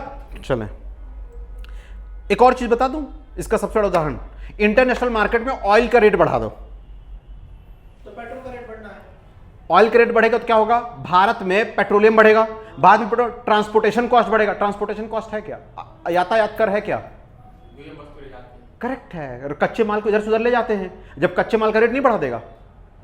आप बहुत आसान है, भारत सरकार एक नीति लाती है कि दूध का पैसा जो है 10% में बढ़ा है, 10 पैसा, आपको 1-1 रुपए में बेचते हैं वो, क्यों, 10 पैसा दूध का रेट बढ़ा है, लेकिन ट्रांसपोर्टेशन कॉस्ट इंक्रीज कर जाएगा, या पेट्रोलियम का। आपने कभी देखा है कि पेट्रोल का दाम बढ़ने से दूध का दाम बढ़ जाता है, क्यों, दूध आएगा कैसे, पेट्रोल से। उधर भारत सरकार ने 1 रुपया बढ़ाया, ये 10 रुपए बढ़ा देते हैं, क्यों, क्योंकि ट्रांसपोर्टेशन अलग अलग जगह से आ रहा है ना, पहले राज्य क्रॉस करेगा, फिर राज्य से यहां तक आएगा, तो हर बार 1-1 रुपया इंक्रीज हुआ, तो वो जोड़ दिया सब उसने, बन जाएगा। चलो 2 डिमांड हो गई, और आगे आइए, सप्लाई शॉक इन्फ्लेशन लिख लीजिए, आपूर्ति आघात, तीसरा सप्लाई शॉक, डिमांड उतनी है, सप्लाई कम हो गई, सप्लाई शॉक बताते हैं, सप्लाई शॉक इन्फ्लेशन,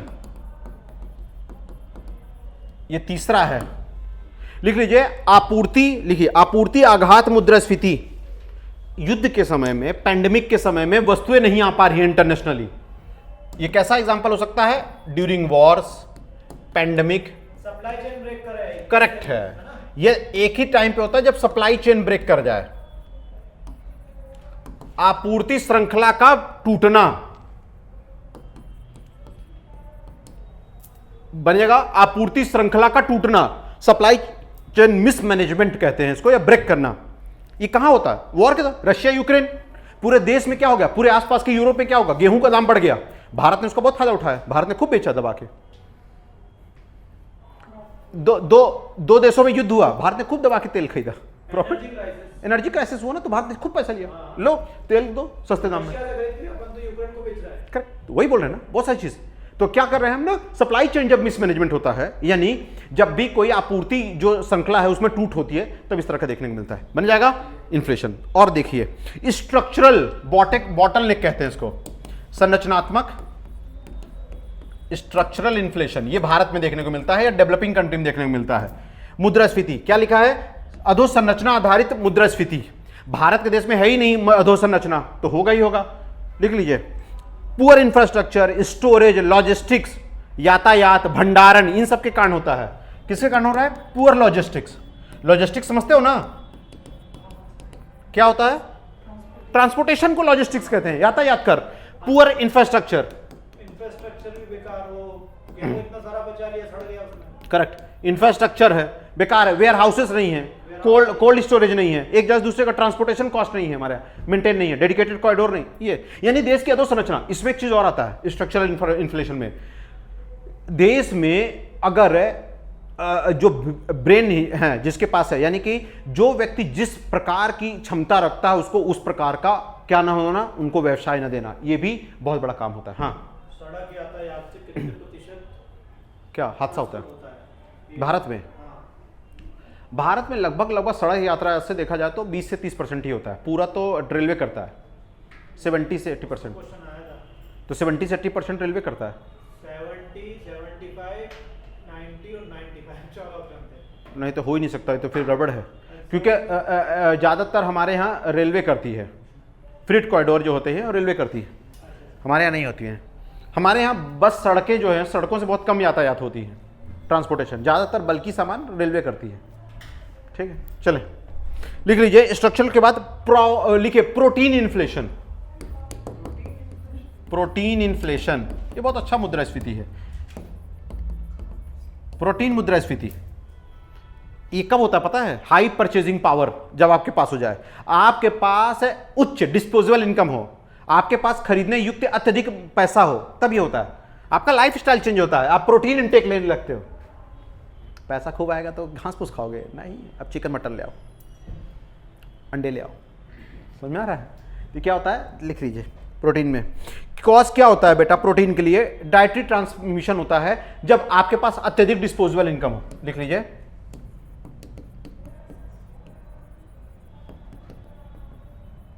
इनकम अत्यधिक हो, मतलब जब आपके पास खर्चा करने युक्त अत्यधिक मुद्रा हो, खर्चा करने युक्त अत्यधिक मुद्रा हो, तो क्या होगा? आपका लाइफ स्टाइल जब चेंज हो रहा है, आप मिडिल क्लास से हायर क्लास सोसाइटी में चले जाओगे, आपके habit of dietary plan change हो जाएगा। समझ आ रहा है? तो ये हाई प्रोटीन। आइए उसके बाद से देखिए अब इंडेक्सेस कौन कौन से हैं।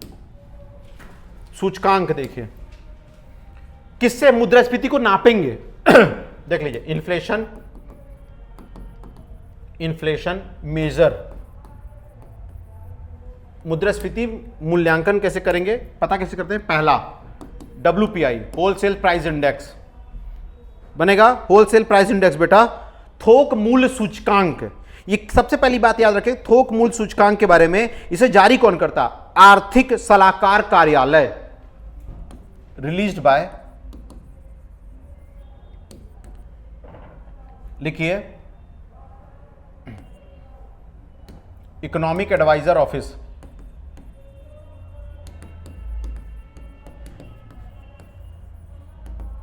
ऑफिस आप लिखिए बेटा, इसको आर्थिक सलाहकार कार्यालय द्वारा, किसके अंदर आता है? मिनिस्ट्री ऑफ कॉमर्स, वाणिज्य मंत्रालय के अंदर आता है।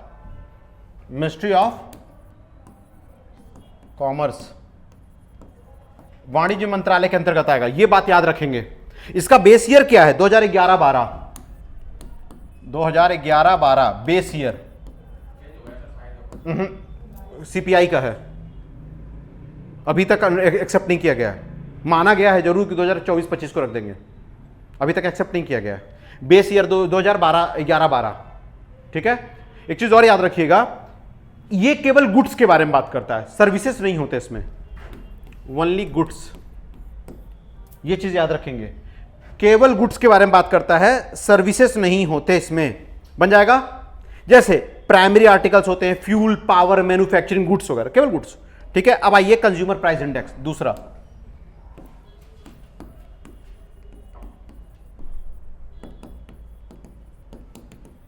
अगर कोई चेंजेस होगा तो हम देख के बता देंगे। ठीक है, उपभोक्ता मूल्य सूचकांक लिख लीजिए, ये 2012 बेस ईयर,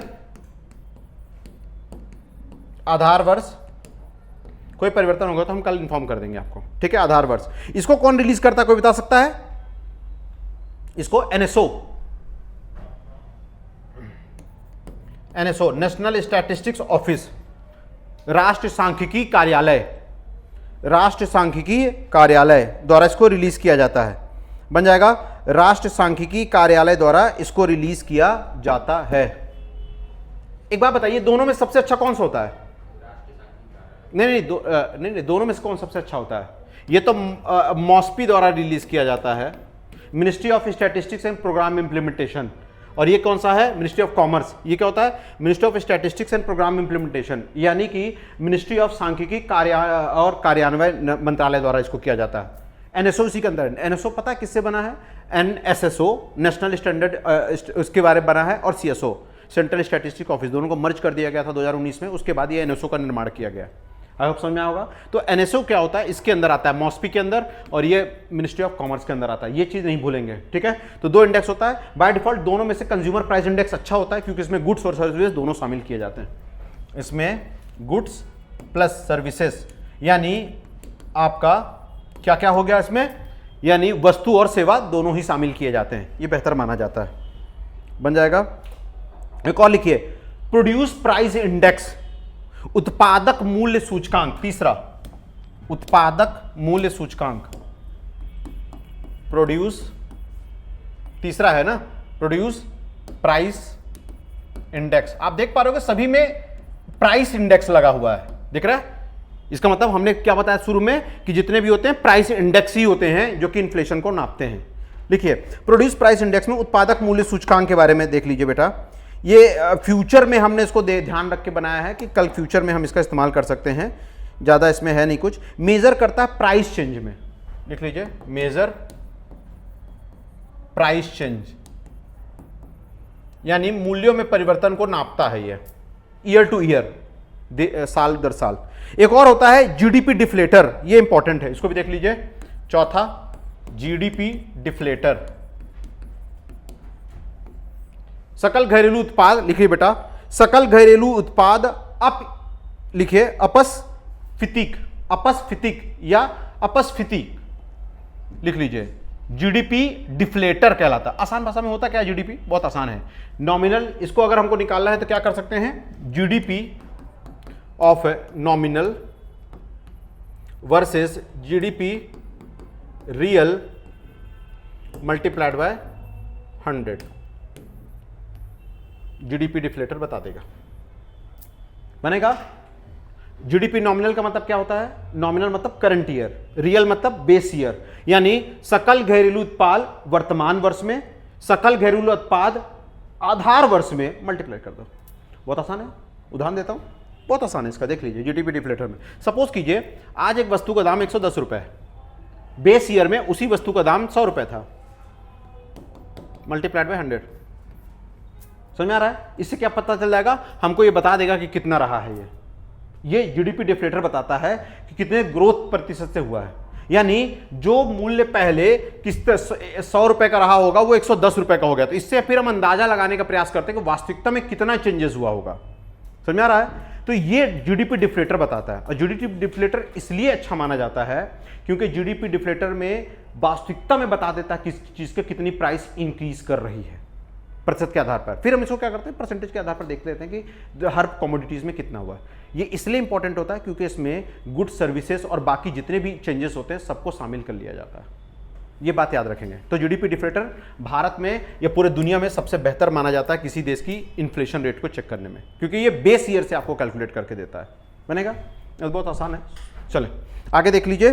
जीडीपी डिफ्लेटर के अलावा कुछ और भी टर्मिनोलॉजीज हैं जो आपको पता होनी चाहिए, हम वो देख लेते हैं। कुछ कुछ इकोनॉमी संबंधी थी, इसी पहला देख लीजिए। पहला डिफ्लेशन। क्या हुआ, थके क्या? क्या हुआ? अरे बोलो। अरे कुछ नहीं हुआ सर। मैं आज तुम लोग के सबके बत्ती गोल हैं। सम अदर लिखिए, सम अदर टर्मिनोलॉजीज, टेंशन मत लीजिए, खत्म कर देते हैं। ठीक है, पहला डिफ्लेशन। डिफ्लेशन लिख लीजिए बेटा, मूल्य अपस्फीति। डिफ्लेशन, मूल्य अपस्फीति, मूल्य अपस्फीति लिख पा रहे हैं? अपोजिट है ना इन्फ्लेशन का? करेक्ट है, करेक्ट है। अपोजिट टू, इतना आसान भाषा में लिख लीजिए बेटा। इसके बारे में अगर बोला जाए तो सस्टेनेबल फॉल इन प्राइस लिख लीजिए, मुद्रा में कमी आना परंतु धीरे धीरे करके परचेजिंग पावर ऑफ मनी बढ़ना। बहुत आसान है। इसको बोला जाए रिवर्स ऑफ इन्फ्लेशन, आसान शब्दों में रिवर्स ऑफ इन्फ्लेशन, मुद्रास्फीति का विपरीत होना। इसमें होता क्या है वास्तविकता में, देख लीजिए। फॉल इन प्राइस लेवल, इसका अर्थ क्या होता है? Fall in price level, purchasing power increase हो रहा है। करेक्ट है। आसान भाषा में प्राइस लेवल, यानी आसान भाषा में बात कर देते हैं कि किसी वस्तु का रेट गिरता है, ठीक है, परंतु धीरे धीरे करके ग्रोथ भी होता है। कैसे होता है देख लीजिए, परंतु परचेजिंग पावर ऑफ इकोनॉमी, अर्थव्यवस्था, मनी बढ़ जाती है। Purchasing power of money increase कर जाएगी।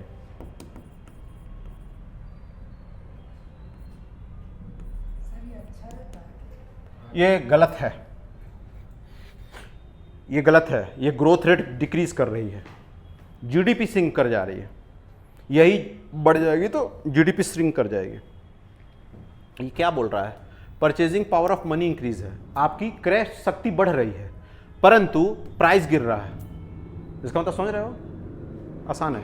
यहां देखिए, रुपए स्ट्रांग हुआ है परंतु सपोज कीजिए पहले जो एक पाउच 10 रुपए का आता था अब वही पाउच 9 रुपए का आ रहा है। इसका अर्थ क्या हो रहा है? जीडीपी श्रिंक कर रही है। डिफ्लेशन क्या होता है? इसका मतलब है जीडीपी श्रिंक कर रही है, निगेटिव ग्रोथ है। आसान है ना? 10 रुपए की वस्तु 9 रुपए में हुई है तो इसमें क्या लगता है, इंप्लॉयमेंट बढ़ेगा कि गिरेगा? क्या बोलेगा? खरीदेंगे ज्यादा। इंप्लॉयमेंट बढ़ेगा कि गिरेगा?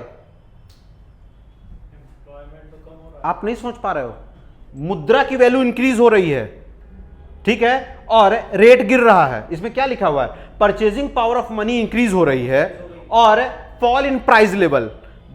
दोनों का डेफिनेशन तो एक ही है ना, दोनों का अर्थ तो एक ही हो रहा है। मुद्रा मजबूत हो रही तभी तो रेट गिर रहा है, मुद्रा स्ट्रांग हो रही ना। लेकिन इसमें प्रॉब्लम क्या हो रहा है? इसमें ओवरऑल भारत देश का ग्रोथ रुक गया। क्यों? ग्रोथ का एक बहुत बड़ा हिस्सा फॉरेक्स रिजर्व होता है, इसमें फॉरेक्स श्रिंक कर जाएगा, इंटरनेशनल ट्रेड गिर जाएगा। मुद्रा स्ट्रांग होगी तो आप एक्सपोर्ट करोगे कि इंपोर्ट करोगे? इंपोर्ट करेंगे। इतना देर सोच के लग रहा है इंपोर्ट करोगे, और जब इंपोर्ट करोगे तो आपके देश से क्या होगा? इंपोर्ट करोगे तो क्या जाएगा? डॉलर। इंटरनेशनल मार्केट कोलैप्स कर जाएगा आपका। और कोई भी वस्तु आप देश के अंदर बेचने के लिए तो करते ही हो, देश के बाहर बेचने के लिए ज्यादा करते हो, तो ओवरऑल जीडीपी क्रैश कर जाएगी। समझ में आ रहा है? ये लॉन्ग टर्म में क्या होगा? ये धीमे धीमे करते करते अर्थव्यवस्था को संकुचन कर देगी। मतलब उदाहरण देते हैं, आपकी जीडीपी सपोज कीजिए आज अभी, आपने कभी सुना एस्टिमेटेड जीडीपी कभी सुना है? जब इन्फ्लेशन और वर्ल्ड बैंक आपको क्या बोलता है कि भारत की आईएमएफ जो देती है या वर्ल्ड बैंक देती है तो बोलता है भारत की जीडीपी 6% से इंक्रीज करेगी। कई बार सुना है? और कई बार बोलते आता है कि इस देश की जीडीपी अभी पिछले वर्ष 5% थी, इस वर्ष 3% या 2% चल रही है। इसका मतलब क्या हो रहा है? ग्रोथ श्रिंक कर रही है, ग्रोथ हो नहीं रही, श्रिंक कर रही है। ट्रायंगल बना रही है। आसान भाषा में समझाते हैं। यहां देखना, किसी देश की जीडीपी सपोज कीजिए 2025 में 5% से इंक्रीज कर गई। 5% का मतलब समझ रहे हो ना? उस पूरे जीडीपी का जितना मूल्य आया उसको 5% निकाल के इंक्रीज कर दो। हाँ, 105%। अब ये बोल दे अगले वर्ष आपकी जीडीपी 3% से श्रिंक कर गई, तो 105 का 3% श्रिंक कर गई, कम हो गई ओवरऑल जीडीपी। जीडीपी कम हुआ का मतलब क्या हुआ? आपके देश में वास्तविकता में गुड्स नहीं बना, और वास्तविकता में गुड्स नहीं बना मतलब कई सारी इंडस्ट्री बंद हुई हैं, और कई सारी इंडस्ट्री बंद हुई मतलब अनएम्प्लॉयमेंट शूट कर गया। कौन से समझ में आया? ऊपर से तो नहीं जा रहा कॉन्सेप्ट? सर लेकिन जैसे कि इंपोर्ट अपन करेंगे हाँ, तो उस टाइम पे मतलब सही रहेगा। क्या लगेगा? जब आईफोन लोग लेने लगेंगे काम नहीं करेंगे। वास्तविकता में किस देश का आईफोन है? और यूएस का तो उसके ग्रोथ किसका कर रहे हो? उसमें ग्रोथ मतलब और इंफ्रा वगैरह अपने देश का बढ़ा लेंगे। कैसे? आईफोन तुमने बना बनाया ले लिया, ऐसा नहीं, जैसे बाहर के लोग आएंगे हाँ, हम अपने इधर काम करेंगे तो अपने तो ग्रोथ होगा इंडिया। कैसे कैसे? चीजों को इंपोर्ट कर रहे हो, एक्सपोर्ट थोड़ी कर रहे हो। आप क्या मैन्युफैक्चरिंग हब थोड़ी लग रहा है? नहीं समझ पाए? जीडीपी श्रिंक करने का मतलब है, आसान शब्दों में, आपके देश में वस्तु निर्माण नहीं हो रहा है, रियल मटेरियल नहीं बन रहा है आपके देश में। रियल मटेरियल बनना देश का डेवलपमेंट होता है, रियल मटेरियल नहीं बन रहा है। ये स्टॉक एक्सचेंज नहीं है कि आपके देश में लोग वो कर रहे हैं, लगा रहे हैं, वो ग्रोथ नहीं होगा। ग्रोथ का मतलब भारत में क्यों बोलते हैं इंफ्रास्ट्रक्चर, मेक इन इंडिया क्यों बोला? मेक इन इंडिया का मतलब भारत में आके बनाओ, क्यों बोल रहा है? क्योंकि भारत में आके बनाओगे तब तो भारत की जीडीपी इंक्रीज कर जाएगी, लोगों को रोजगार भी। तो एक बात बताइए, जीडीपी का इंक्रीज होना क्या रोजगार है? मैं फिर बोल रहा हूं, जीडीपी का बढ़ना क्या रोजगार होता है? होता है ना। कैसे? जीडीपी बढ़ रही है मतलब कि तुम डेवलपमेंट हो, इंडस्ट्री लग रही है। जीडीपी का इंक्रीज होना क्या एम्प्लॉयमेंट को दर्शाता है? मेरा बस ये सवाल है। कुछ हद तक दिखाता है मगर 100% नहीं। नहीं दर्शाता है GDP फिर मैं बोल रहा employment भी बढ़ हूं, है। जीडीपी का ग्रोथ रेट क्या एम्प्लॉयमेंट को दर्शाता है? हाँ दर्शाता है। दर्शाता है। क्या 100% दर्शाता नहीं? क्यों? सर्विस सेक्टर में इंक्रीज हो गया, इसमें सेक्टर हो गया, छुपी हुई बेरोजगारी है, कैसे दिखा देगा? हाँ, कुछ तो ग्रोथ होता है। करेक्ट। ये अब समझ में आया होगा। डिफ्लेशन, डिफ्लेशन मतलब क्या होता है? ओवरऑल आपकी देश की जीडीपी श्रिंक कर रही है, श्रिंकफ्लेशन जैसा। बेटा इसको श्रिंकफ्लेशन जैसा देखते हैं। श्रिंकफ्लेशन का मतलब समझते हो? वास्तविकता में क्या हो रहा है? रेट वही है लेकिन प्रोडक्ट कम हो रहा है। मैं समझ में आई मैं क्या बोल रहा हूं? पैरासूट का एक पाउच जो 10 रुपए का आता था, सेम पाउच है, 10 रुपए का ही है, लेकिन उसमें प्रोडक्ट कम हो गया है, उसको श्रिंकफ्लेशन कहते हैं। समझ में आया मेरी बात की? ऊपर से जा रही है प्रभु तुम लोगों को। मैं फिर बोलूं, इसी से संबंधित एक कॉन्सेप्ट होता है श्रिंकफ्लेशन। बड़े ध्यान से देखो, ये बहुत ज्यादा चल रहा है न्यूज में, श्रिंकफ्लेशन। करेक्ट है, कहो बहुत ज्यादा। श्रिंकफ्लेशन मतलब क्या होता है? किसी देश की मुद्रास्फीति कारण, अब यहां देखना, 10 रुपए की चीज 10 ही रुपए की है, परंतु अमाउंट गिर गया। कैसे गिर गया? 10 रुपए का सपोज को 1 किलो आटा आता था, अब 10 रुपए सेम रखा है, परंतु 900 ग्राम आटा हो गया। ओवरऑल क्या हो रहा है? प्रोडक्ट गिर गया है। श्रिंकफ्लेशन इसको कहते हैं। रेट नहीं गिर रहा है, ये गिर रहा है, अमाउंट गिर रहा है। तो धोखा हो ना गया। कैसे हुआ? यहां देखिए, इस तरीके का 100 ग्राम की कटौती किया, समझ में आ रहा है? 100 ग्राम को 10 बार कटौती करोगे तो एक नया पाउच बन जाएगा, प्रॉफिट चला ना गया उसके पास। इसको श्रिंकफ्लेशन कहते हैं। श्रिंकफ्लेशन का मतलब क्या होता है? अर्थव्यवस्था में जब दर समान रहे, दर मतलब प्राइस सेम रहे, परंतु क्वांटिटी सिंक कर जाए, श्रिंकफ्लेशन। अब देखने ना डिफ्लेशन जैसा दिख रहा है, समझ में आ रहा है? चलो आगे हम कल देखें, हम समझ रहे हैं। चलो इन्फ्लेशन को कंटिन्यू अभी हम कल देखेंगे, और अभी ये दूसरा पार्ट भी अभी बचा। आप आसान भाषा में समझ लीजिए, इन्फ्लेशन के बारे में हम चर्चा कर रहे थे, तो थोड़ा सा जल्दी से सम अप कर देते हैं और देन इसकी लिंक को वापस से पकड़ते हैं कि इन्फ्लेशन है क्या वास्तविकता में। हमने बात किया था कि अगर इन्फ्लेशन के बारे में पढ़ रहे थे तो आसान शब्दों में हमें 2 चीज़ बताई थी इन्फ्लेशन के बारे में, कि अगर मुद्रा की क्रय शक्ति कमजोर पड़ जाए उसे क्या कहा जाता है? इन्फ्लेशन कहा जाता है। यानी कि अगर बेस ईयर से आपका नॉमिनल रेट को, यानी कि आपको आसान भाषा में करंट ईयर को अगर देखा जाए, डिवाइड करके अगर हम उसको मल्टीप्लाई करें 100 से, तो बता देगा कितना इन्फ्लेशन हुआ है वास्तविकता में। या आसान शब्दों में ऐसा बोला जाए, नॉमिनल रेट को अगर हम क्या करें, बेस ईयर से माइनस करके बेस ईयर के साथ डिवाइड करते हैं तो पता चल जाता है कितना प्रतिशत दर चल रहा है। आसान है?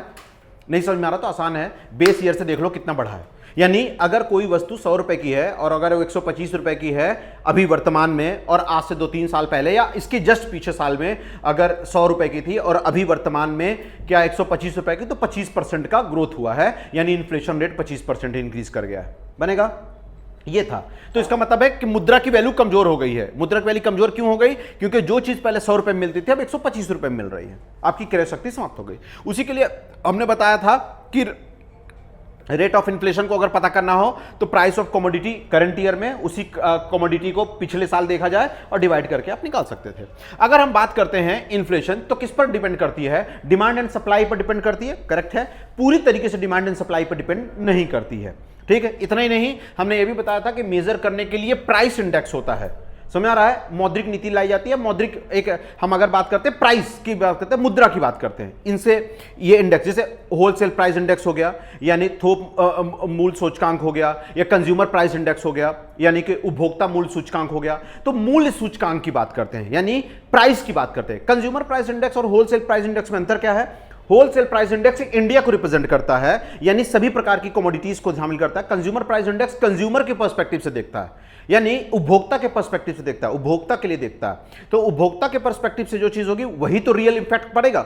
हम इंपैक्ट देखना किसमें चाहते हैं? इन्फ्लेशन देश की अर्थव्यवस्था पर देखना चाहते हैं या व्यक्तियों पर देखना चाहते हैं? तो देश के व्यक्तिगत लोगों पर देखना चाहते हैं, इसीलिए पर व्यक्ति पर हम देखना चाहते हैं उसका इंपैक्ट, इसलिए कंज्यूमर पर व्यक्ति पर होता है। ये अच्छा इसलिए भी माना जाता है क्योंकि इसमें गुड्स और सर्विस दोनों को रखा जाता है। केवल गुड्स नहीं होती बेटा, एजुकेशन शिक्षा सर्विस है, रोड ट्रांसपोर्टेशन सर्विस है, बहुत सारी मेडिकल हेल्थ सर्विस है, तो कई सारी चीजें सर्विस सेक्टर भी होता है। बनेगा?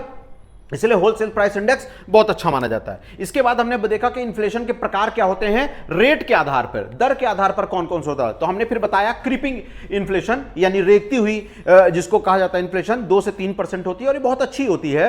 किसी भी देश की अर्थव्यवस्था में ग्रोथ के लिए हल्का फुल्का क्या होना चाहिए, इन्फ्लेशन होना चाहिए, ये दिखाता है। दूसरी बात करते हैं ट्रॉटिंग। पेपर में आपको ट्रॉटिंग ही आएगा या आपका वॉकिंग। वॉकिंग बहुत रेयर केस है, ट्रॉटिंग शब्द स्टैंडर्ड माना जाता है। तो ट्रॉटिंग मतलब चलती हुई, चलती मतलब 3 से 10% की अगर दर से वृद्धि हो रही है उसको कहा जा सकता है। अगर देखा जाए तो इसमें भी 6% के दर को, यानी उर्जित पटेल की जो नीति बताई गई थी कि किसी भी देश की मुद्रास्फीति 6% से ज्यादा नहीं होनी चाहिए, 2% से कम नहीं होनी चाहिए। क्यों मैं बोल रहा हूं, याद है मैंने थोड़ी देर पहले बताया था डिफ्लेशन जैसा कॉन्सेप्ट, याद है कल। डिफ्लेशन मतलब है कि ओवरऑल जीडीपी श्रिंक कर जा रही है। तो इससे यह होगा कि जीडीपी का ग्रोथ नहीं होगा, सकल घरेलू उत्पाद में वृद्धि नहीं होगी। वृद्धि नहीं होगी मतलब उस देश की ग्रोथ रुक गई है। ग्रोथ रुक गई है इसका मतलब अनएम्प्लॉयमेंट रेट भी उसमें बढ़ेगा, राइट। तो उर्जित पटेल जी ने यह कहा कि 6% से ज्यादा भी नहीं होना चाहिए, क्योंकि मुद्रास्फीति एक हद से ज्यादा हो जाएगी तो इनपुट कॉस्ट बढ़ जाएगा, यानी लागत मूल्य बढ़ेगा। लागत मूल्य बढ़ेगा तो कम प्रोडक्ट निकलेंगे, राइट। ये भी एक फैक्टर होता है। तो इसीलिए ऐसी जब चीजें होती हैं तो आरबीआई द्वारा एक पॉलिसी लाई जाती है, इसको टाइटनिंग पॉलिसी कहा जाता है, संकुचन नीति कहा जाता है, श्रिंक कराने के लिए, यानी मुद्रास्फीति को नियंत्रित किया जाए। इस पर हमेशा आरबीआई क्या करती है, नियंत्रित देखती है, नजरों से देखती रहती है कि एक टारगेट के बाद मुद्रा बढ़े या घटे ना। ओके, आगे आइए। गैलोपिंग की बात करें, ये रनिंग बहुत तीव्र गति से भागती हुई, इसको मुद्रास्फीति कहते हैं। इस दौरान क्या होता है, 10% से 50% के रेंज में चली जाती है, यानी 50% तक चली जाती है मुद्रास्फीति। और 50% तक मुद्रास्फीति की जाना मतलब उस देश के लिए अलार्मिंग है, क्योंकि ऐसे क्षेत्रों में क्या हो जाएगा, बहुत तीव्र गति से इन्फ्लेशन बढ़ रही है और अनएम्प्लॉयमेंट भी बहुत तीव्र गति से बढ़ती चली जाएगी, राइट। ये कंडीशन जब होती है तब एक खास प्रकार की आपको इन्फ्लेशन को नाम दिया जाता है स्टैगफ्लेशन। स्टैगफ्लेशन का मतलब क्या होता है, आपकी अर्थव्यवस्था रुक गई है। अर्थव्यवस्था रुकने का मतलब क्या होता है कि आपके देश में इन्फ्लेशन बहुत ज्यादा है और उतनी तीव्र गति से आपका अनएम्प्लॉयमेंट भी बढ़ रहा है। दोनों चीज, तो बेरोजगारी बहुत तीव्र गति से बढ़ रही है, आपके देश में इन्फ्लेशन बहुत तेज गति से बढ़ रहा है। इसका मतलब है अर्थव्यवस्था बिल्कुल ठप हो गई है। इसीलिए स्टैग कहते हैं, रुकना कहते हैं, रुक जाती है। स्टैग्नेंट शब्द से बना हुआ। आगे बात करते हैं हाइपर इन्फ्लेशन, इसको फ्लाइट इन्फ्लेशन भी कहते हैं, मतलब जैसे तेजी से नहीं फ्लाइट उड़ता है, सेम ऐसा ही है। इसमें मुद्रा की कोई वैल्यू रह नहीं जाती। जैसे लोग इतना ज्यादा, एक ब्रेड खरीदने में 10 लाख रुपए लग रहा है, तो इस तरीके का जब होता है तो लोग खरीदने से अच्छा आग लगा के ताप लेना पसंद करते हैं। तो ऐसा होता है 50% से ज्यादा। अभी तक जितनी बात बताई वो एनुअली होती है, ये मंथली डबल हो रही है, मतलब 1.5 गुना बढ़ रही है।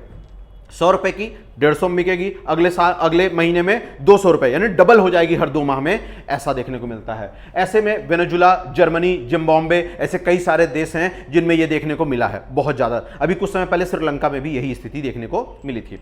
आगे बात करते हैं, क्या भारत में ऐसा कभी हुआ हाइपर इन्फ्लेशन? नहीं हुआ, यह परिस्थिति अभी तक भारत में नहीं बनी है।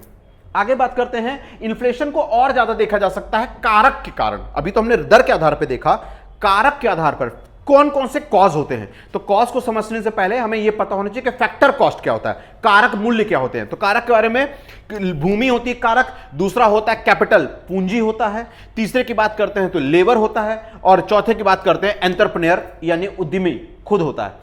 अगर हम इन चारों की बात करें तो इनको फैक्टर कॉस्ट कहा जाता है, कारक मूल्य कहा जाता है। अब इसमें बोलेंगे कि टैक्स क्यों नहीं आता, आगे आज आपको समझ में आएगा। जीडीपी, जीएनपी जब हम बात करेंगे तब आपको समझ में आएगा कि आखिर टैक्स और सब्सिडी जैसा कॉन्सेप्ट इसमें क्यों नहीं डाला जाता है, ठीक है।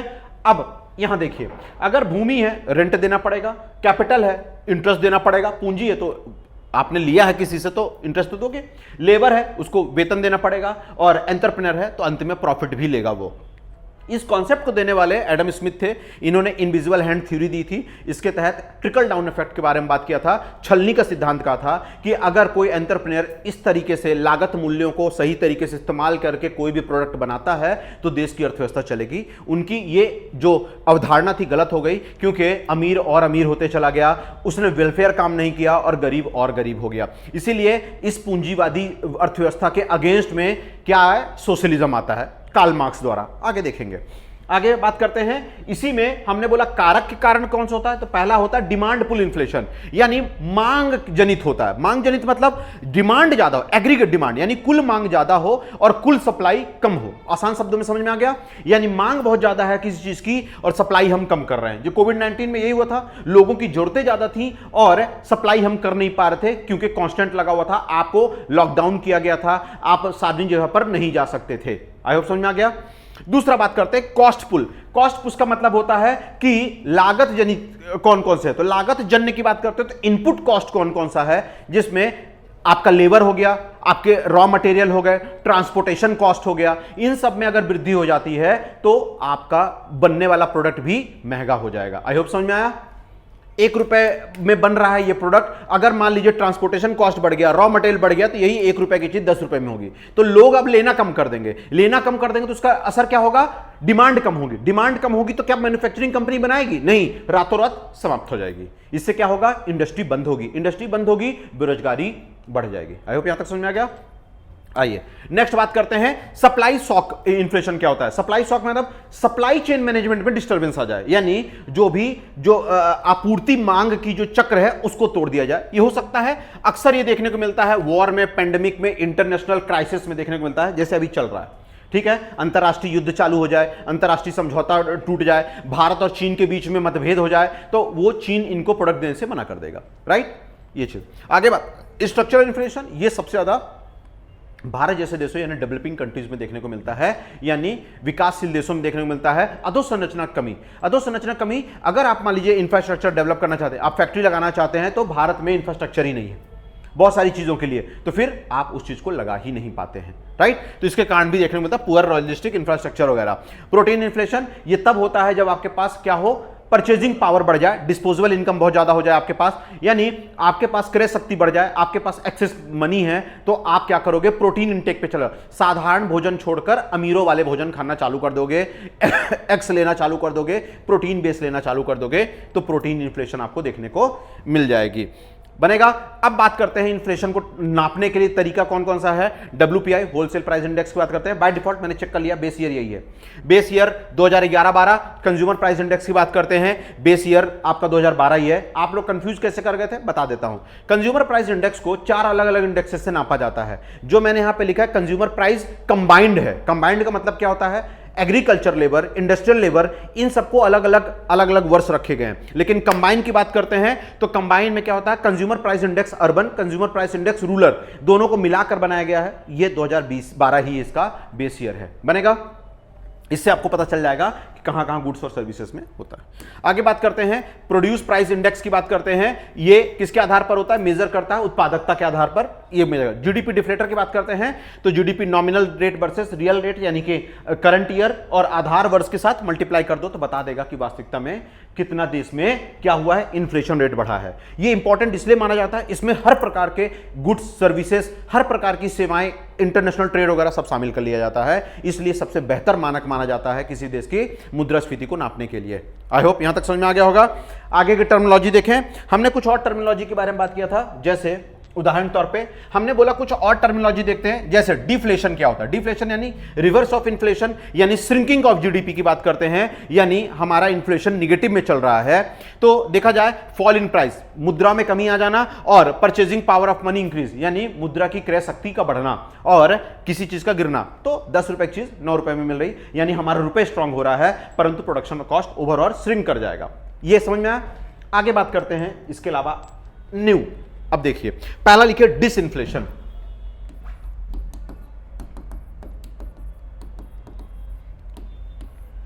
डिसइंफ्लेशन, ठीक है, लिखिए मंद मुद्रास्फीति। इसमें क्या लिखिए, पहला नाम लिखिए reduction in the rate of inflation. बहुत आसान है, reduction in the rate of inflation, but ये याद रखेंगे, बट हम अलग कलर से लिख रहे हैं, but price continue slowly rise. ये लाइन याद रखेंगे, ये विरोधाभास है। क्या बोल रहा है कि क्या हो रहा है, इन्फ्लेशन की दर का गिरना, परंतु मुद्रा का धीमी गति से बढ़ना, बनेगा, याद रखेंगे। फिर बोलूं हो गया। क्या लिख रहा है कि आपका मुद्रास्फीति का गिरना परंतु मुद्रा की वैल्यू का धीरे धीरे करके बढ़ना। आसान है, देख लीजिए, उदाहरण देता हूं। जैसे मान लीजिए कि 2025 में भारत में इन्फ्लेशन 6% था, 6% था। 2026 में भारत का इन्फ्लेशन 4% है। थोड़ा सा बढ़ेगा। समझ आ रहा है? ये गिरा है, क्या गिर रहा है? ये तो गिरा, कम होगा लेकिन रेट इन्फ्लेशन तो गिरा है लेकिन रेट तो ओवरऑल बढ़ेगा ही ना।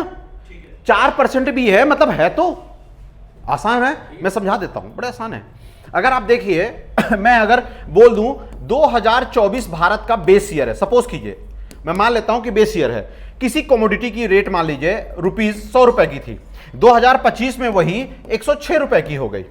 उसके अगले साल अगर बात करते हैं तो बेस ईयर से देखा जाए तो 104 रुपए हो गई। बड़े ध्यान समझ आ रहा है? बेस ईयर से कैलकुलेट कर रहे हैं तो 100 ये है, 106 है, 104 है, तो इसका मतलब है मुद्रास्फीति तो गिरी है। दिख रहा है? 104 से रुपए कितना हो गया? 106। मुद्रास्फीति गिरी है परंतु बेस ईयर से इंक्रीज तो है। समझ में आ गया बात? इसका अर्थ क्या हुआ? रिडक्शन इन डिसइंफ्लेशन का मतलब क्या होता है? मंद मुद्रास्फीति, मुद्रास्फीति का गिरना धीमी गति से, परंतु रेट कम होगा, करेक्ट, इन्फ्लेशन रहेगा। आसान शब्दों में ये कॉन्सेप्ट नहीं भूलना। पेपर में डेफिनेशन आ सकती है, बोला जा सकता है इनमें से कि कौन सी परिभाषा इसको सेटिस्फाई करती है, यानी मुद्रास्फीति का मंद होना और मुद्रा का धीमी गति से बढ़ना। अगर ये बोल दे इसका मतलब है डिस्फ्लेशन है। बन जाएगा? आगे आइए, नेक्स्ट कॉन्सेप्ट को देखिए। डिस्फ्लेशन के बाद रिफ्लेशन, ये बहुत अच्छा कॉन्सेप्ट है और ये होना भी चाहिए। रिफ्लेशन, रिफ्लेशन बनेगा, लिखिए पुनः मुद्रास्फीति। एक बात बताइए, पुनः मुद्रास्फीति का क्या अर्थ होता है? अगर डिप्रेशन है मतलब ज्यादा मंदी करेक्ट है, बहुत सही। अगर मंदी है किसी देश में, डिप्रेशन, बड़े ध्यान से देखिएगा, जब डिप्रेशन हो किसी देश में, मंदी हो, बड़े ध्यान समझिएगा, अगर कहीं मंदी है तो जानबूझकर गवर्नमेंट इंटरवेंशन होता है, यानी सरकार या उस देश की सेंट्रल बैंक जानबूझकर क्या करती है? मनी सप्लाई को इंक्रीज कर देती है। क्यों? ताकि मार्केट किक स्टार्ट हो जाए।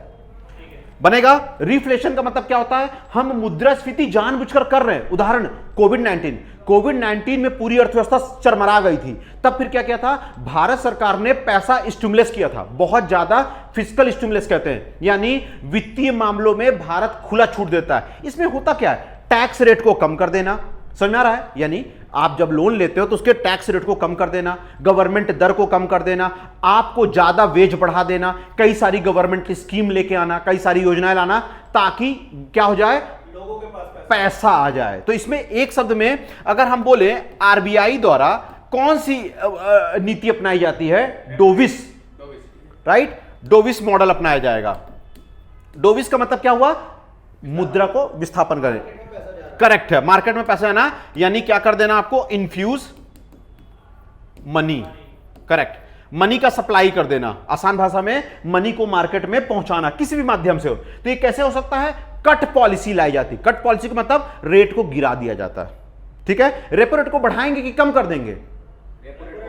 कम करेंगे। समझ में आ रहा है? मनी को डिवैल्यू करेंगे कि मनी को और ज्यादा वो करेंगे? परफेक्ट, ये सोचना ही नहीं है। रेपो रेट का गिराना मतलब मनी का डिवैल्यू होना ही होना है। कंफ्यूज तो नहीं हो रहे हो?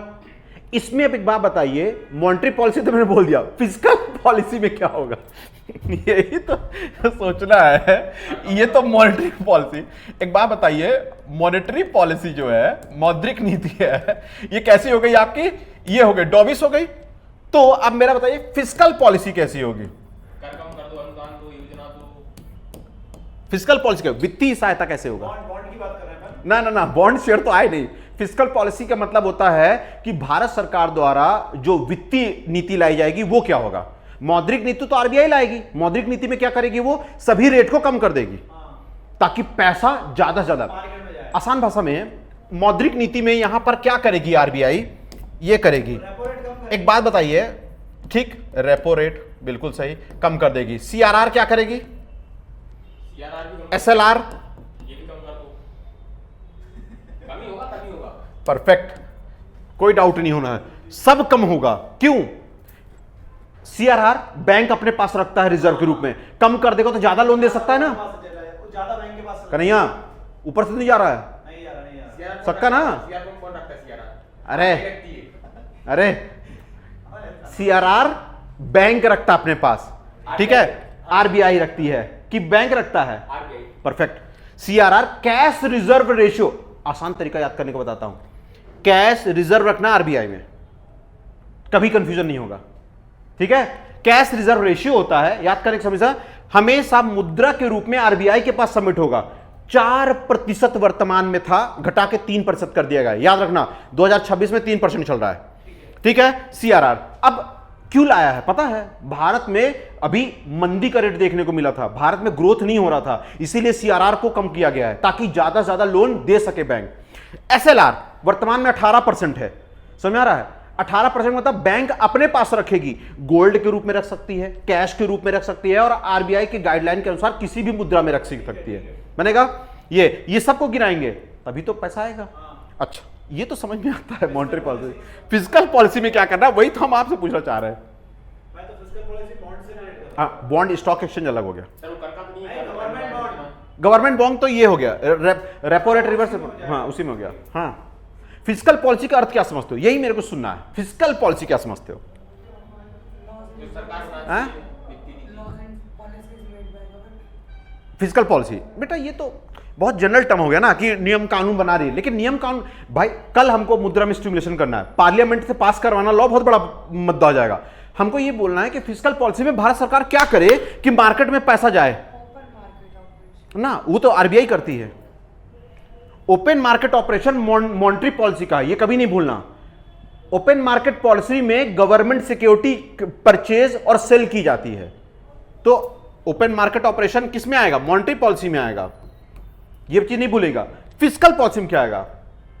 Subsidy देने परफेक्ट, अच्छा सब्सिडी आएगी, सब्सिडी, इसके अलावा गवर्नमेंट प्रोग्राम स्कीम्स, हाँ लाडली बहना, करेक्ट है। पैसा लोगों तक पहुंचाना है कैसे भी, मनरेगा पैसा पहुंचाना है कैसे भी करके, टैक्स कम कर दो, लोन लेने के लिए रेट कम कर दो, तो ये क्या कर देंगे ओवरऑल कई सारा, तो ये सब कर क्या करेगी गवर्नमेंट? क्या कर देगी? ऐसी ऐसी पॉलिसीज लेके आएगी कि आप कुछ भी, जैसे प्रोविडेंट फंड वगैरह, प्रोविडेंट फंड को भी रोक लेती है भारत सरकार कई बार, अब तो देखो कि 60% एक बार में देती है और बाकी रोक लेती है, तो प्रोविडेंट फंड में छूट दे देना ताकि आप जब रिटायर हो तो लो पैसा, तो वो पैसा आए आपके पास आए। इवन यहां तक कि गवर्नमेंट किस चीज में कम करती है? लैंड रेट को कम कर देती है। भूमि में जो लेता नहीं है, भूमि का क्या लेते हैं? रेंट लेते हैं, रेंट लेते हैं ना भूमि का, उसको कम कर देगी कि भैया आप लोन लो, फ्री में लो, हाउसिंग लोन प्रोवाइड करेगी, कम दर में लो, कैसे भी करके पैसा आए लोगों तक। ये होता है फिजिकल पॉलिसी, यानी अधोसंरचना, कैपिटल इन्वेस्टमेंट कहते हैं इसको, कैपिटल इन्वेस्टमेंट। फिजिकल पॉलिसी मतलब पॉलिसी के थ्रू आम नागरिक तक पैसा पहुंचाना, और आम नागरिक से पैसा लेना भी होता है। अगर यहीं पे मुद्रास्फीति इंक्रीज कर दें तब टैक्स बढ़ाएगी. टैक्स बढ़ा देगी, दोनों चीज होता है। अभी यहां पर किसकी बात कर रहे हैं हम? हाँ ठीक है, अपन मंदी के दौर मंदी के दौर की बात कर रहे हैं, इसलिए पैसा इन्फ्यूज कर रहे हैं। बहुत ज्यादा इन्फ्लेशन हो जाता तो फिर मॉनेटरी पॉलिसी तो कर ही रहा है वो, अगर कंट्रोल के बाहर हो जाए तब भारत सरकार इंटरवीन करती है और क्या फिजिकल पॉलिसी करती है, बनेगी। ओके, तो रिफ्लेशन बन गया, यानी पुनः मुद्रास्फीति इंक्रीज करना है, to run the economy, cycle को वापस चालू करना है। हाँ फिजिकल पॉलिसी के थ्रू जैसे वेजेस कम हो सकती हैं बिल्कुल हो सकती है, होता ही है। सरकारी लोगों के, हाँ होता ही है, वॉर के दौरान नहीं लिखा है, वेतन रोक भी सकते हैं। इमरजेंसी. हाँ वेतन रोके जा सकती है, हुआ तो था इसमें हम लोग अरे सबके पैसे कटे हैं, एक दिन 2 दिन के 2-2 दिन 3 दिन के पैसे कट के गए हैं, समझा ना। कोविड-19 के दौरान भी पैसे कटे हैं, एक विभाग से कट के दूसरे विभाग में गए हैं। मेडिकल हेल्थ में जिनकी सैलरी 25,000 थी उनको 75,000 मिला है इमरजेंसी सर्विसेज में, और कई लोगों की सर्विस कटी ही पैसा, सबको देखा हुआ है। ये पूरा रूल होता है सरकारी तंत्र में। जब बेटा आपको एरियर दिया जा सकता है, एरियर समझते हो ना, वर्ष में इन्फ्लेशन दर के आधार पर एरियर मिलता है, एक्स्ट्रा पैसा मिलता है। जब ये दिया जा सकता है, ये भी तो फिजिकल पॉलिसी है ना, कि इन्फ्लेशन को, टारगेट इन्फ्लेशन को कंट्रोल करके। जैसे मान लीजिए, बहुत आसान बेटा, एक बात है, आप वेतनधारी हो, पैसा मिलता है सरकार से, अब मुद्रास्फीति तो मार्केट के हिसाब से चल रही है। बेटा यहां ध्यान दो, बहुत इंपॉर्टेंट है। आप वेतनधारी हो, आपकी सैलरी सपोज कीजिए मंथ की 30,000 है, ठीक है, 30,000 आपकी सैलरी है, और सपोज कीजिए आपकी सैलरी 10 सालों तक नहीं बढ़ी, फिक्स वेतन मिल रहा है। 10 सालों में रेट तो बढ़ा ना, प्राइस तो बढ़ा, तो क्या आपकी 30,000 सैलरी इकोनॉमी के इन्फ्लेशन को टारगेट कर पाएगी? नहीं।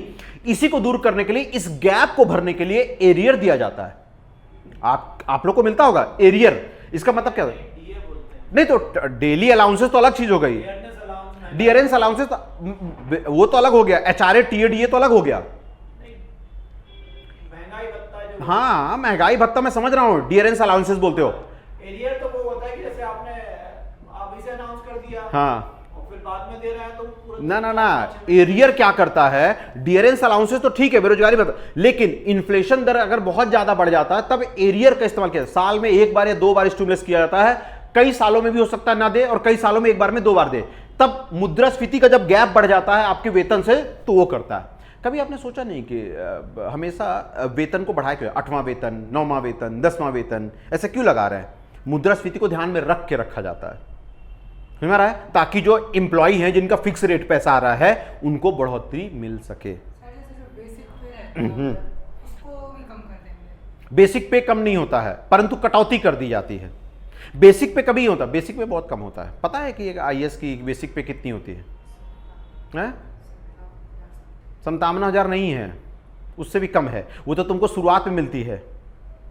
बेसिक पे बहुत कम होती है। एक ग्रेड बी ऑफिसर की 17,000 समथिंग रुपए होती है बेसिक इनकम। एचआरए टीएडीए सब जोड़ जाड़ के उनकी हो जाती है 60, 70, 80,000। समझ रहे हो? तो बहुत कम मिलता है, ट्रेनिंग में आपको उतना ही मिलता है, बहुत कम मिलता है। ठीक, चलो देखिए, तो ये समझ में आ गया क्या होता है। ओके, नेक्स्ट देखिए एक और बहुत इंपॉर्टेंट कॉन्सेप्ट। रिफ्लेशन के बाद देखिए कोर इन्फ्लेशन, ये बहुत अच्छा है। कोर इन्फ्लेशन, मुख्य मुद्रास्फीति, मुख्य मुद्रास्फीति कोर इन्फ्लेशन बेटा ये लॉन्ग टर्म ट्रेंडेड इन्फ्लेशन होता है, बनेगा लॉन्ग टर्म, याद रखेंगे, दीर्घकालिक लॉन्ग टर्म ट्रेंड इन्फ्लेशन होता है। बस इसको याद रखिएगा, एक्सेप्ट फूड एंड फ्यूल, ये दोनों को याद रखेंगे। फूड एंड फ्यूल, ये दो चीज याद रखेंगे, बन जाएगा फूड एंड फ्यूल प्राइस, क्योंकि ये सबसे ज्यादा वोलाटाइल होते हैं। खाद्य और क्या है, ईंधन को छोड़कर सभी प्रकार की मुद्रास्फीति जो लंबे समय तक दिख रही हो उसको कहा जाता है कोर इन्फ्लेशन। बनेगा, क्यों? ये सबसे ज्यादा वोलाटाइल होता है, इसलिए इसको हटा दिया जाता है। इसको नापने के लिए हेड इन्फ्लेशन कहलाती है, हेड इन्फ्लेशन होता है इसको नापने के लिए। देख लीजिए दूसरा लिखिए, हेड इन्फ्लेशन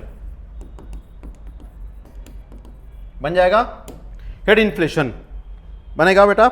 इसी को हेडलाइन इन्फ्लेशन कहते हैं, मुख्य मुद्रास्फीति कहते हैं। इसी को दूसरे शब्दों में हेडलाइन इन्फ्लेशन कहते हैं। दोनों में कोई अंतर नहीं है, दोनों सेम है, बस क्या है इसमें, इंक्लूडिंग फूड एंड फ्यूल्स, यानी inflation rate including food and fuel. तो ठीक है, फूड में क्यों लगा रहा है? इसलिए क्योंकि फूड सबसे ज्यादा वोलाटाइल होता है। वोलाटाइल कैसे होगा? लंबे समय तक थोड़ा हो सकता है वोलाटाइल।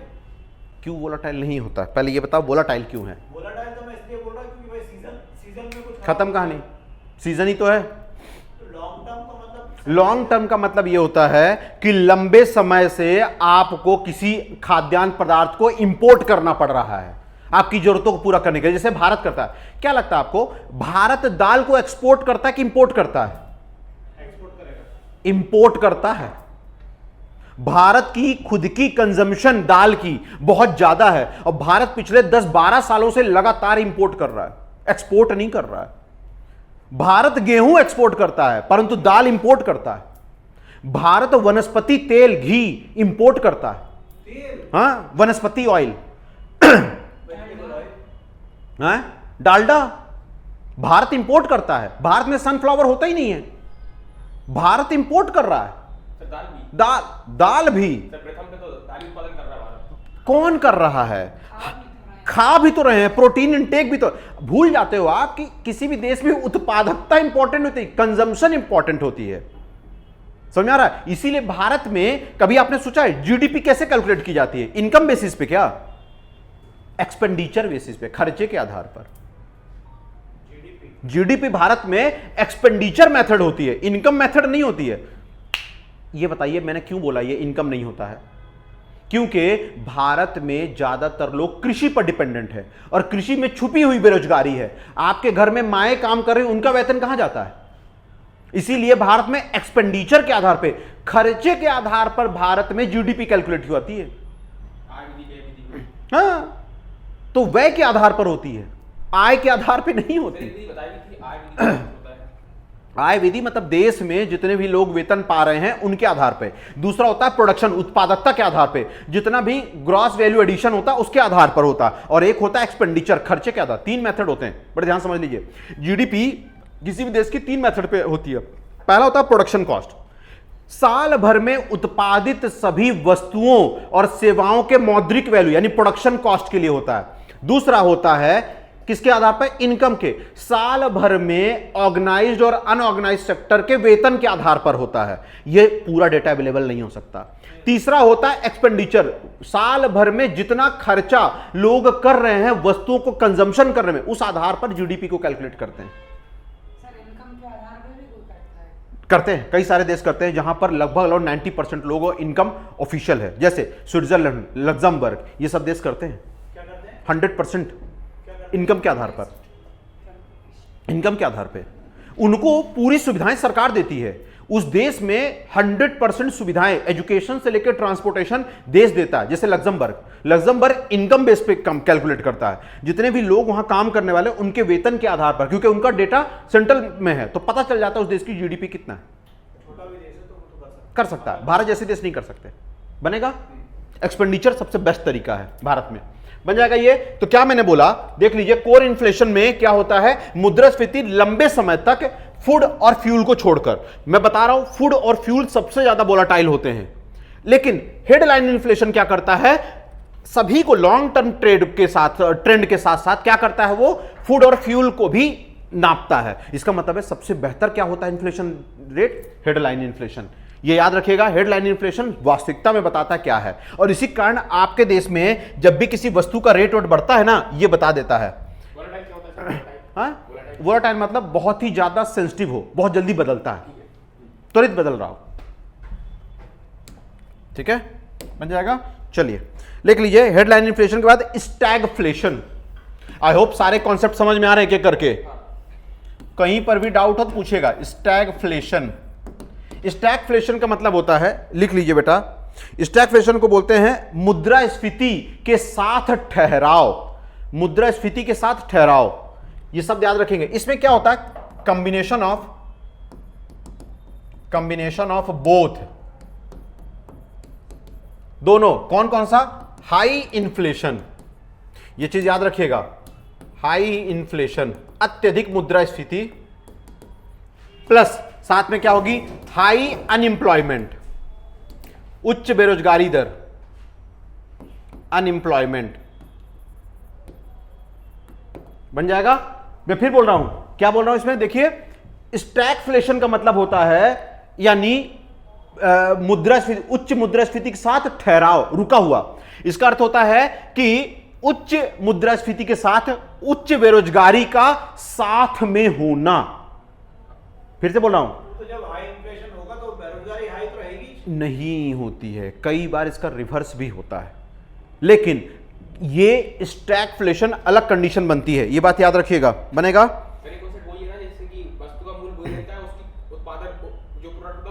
नहीं, इसका अर्थ ये हो रहा है बेटा स्टैगफ्लेशन में कि वास्तविक वो श्रिंकफ्लेशन का लाभ। इसका अर्थ ये होता है बेटा कि मुद्रास्फीति बहुत ज्यादा है देश में, और मुद्रास्फीति के साथ साथ बेरोजगारी दर भी बहुत ज्यादा है, तभी होता है। बेरोजगारी मतलब आपको वैकेंसी नहीं देश में। ऐसे जैसे अभी जैसे थोड़ा समय पे आपको नेपाल देखा है, नेपाल में यही हुआ था, जब तख्ता पलट हुआ था तो यही हुआ था। वहां पर क्या था? स्टैगफ्लेशन थी, मतलब पूरी तरीके से अर्थव्यवस्था चरमरा जाना, रुक जाना, तब ये होती स्थिति। बनेगा? फिर बोल देता हूं, ये कब होता है, बहुत रेयरेस्ट केस होता है जब इस तरह की कंडीशन देखने को मिलती है। 1970s में ऑयल शॉक करके आया था ये यूरोप में। 1970s में एग्जांपल लिखना हो, 1970s में ऑयल शॉक हुआ था, ऑयल शॉक यूरोप में। इसके कारण पूरा बेरोजगारी आ गई थी। बन जाएगा, ऑयल शॉक हुआ था यूरोप और यूएसए में। ऑयल का सप्लाई रुक गया था, तेल का, और यूरोप जो है उस वक्त तेल पर ही डिपेंडेंट था। बता सकते हो क्यों? क्योंकि वो ठंडे प्रदेश है, ठंडे प्रदेशों में तेल सबसे इंपॉर्टेंट होता है गर्म करने के लिए। पूरा ऑयल सप्लाई रुक गई थी, डिस्टर्ब हो गई थी यूएसए की तरफ से और यूरोप में। इसके कारण क्या हुआ था, 1970s में पूरा ऑयल का भंडारण रुक गया था। इस चक्कर में पूरा यूरोप, ऑयल कौन सप्लाई करता था? ऑयल रशिया से होता था और बाकी यूरोपियन कंट्री में भी, कई सारे, सऊदी अरेबिया, इन सब में रुक इसलिए गया था क्राइसिस के कारण। कई सारे उस वक्त डिसाइड किया गया था कि ऑयल के तेल को इंक्रीज करना है, प्राइस को इंक्रीज करना है, तो कुछ समय के लिए रैप्चर हो गया था पूरी सप्लाई चेन में। फिर इसीलिए आपने सुना होगा ऑयल कॉर्पोरेशन करके बनाया गया था और संघ बनाया गया था जिसमें ओपेक, करेक्ट, तो करेक्ट। इसीलिए उस वक्त क्या हो गया था, पूरी चीजें जो होती हैं, ऑयल सप्लाई रोक दिया गया था। इसकी वजह से पूरा शॉक है, क्योंकि ऑयल पर ही डिपेंडेंट थी कई सारी इंडस्ट्रीज। अब ग्रीन एनर्जी की बात कर रहे हैं ना, 1970s यानी 1960 से लेकर 70 के बीच की बात कर रहे हैं। बहुत पहले की बात है, जो भारत जैसे देश तो उस वक्त उभर रहे थे। भारत का कोई रोल था ही नहीं, बाकी देशों में तो समझ आ रहा ये। और लिखिए स्क्यू इन्फ्लेशन। स्क्यू इन्फ्लेशन ये सबसे अच्छा टर्म है, स्क्यू इन्फ्लेशन लिख लीजिए। स्क्यू इन्फ्लेशन के बारे में बात कर देते हैं बेटा। असमान मुद्रास्फीति, असमान मुद्रास्फीति, असमान मुद्रास्फीति, असमान मुद्रास्फीति आसान है बेटा। असमान मुद्रास्फीति का मतलब होता है कुछ वस्तुओं के दाम बढ़ना, बाकी सब नॉर्मल रहना। यानी सम कमोडिटी प्राइस इंक्रीज रैपिडली। उदाहरण दे सकते हैं?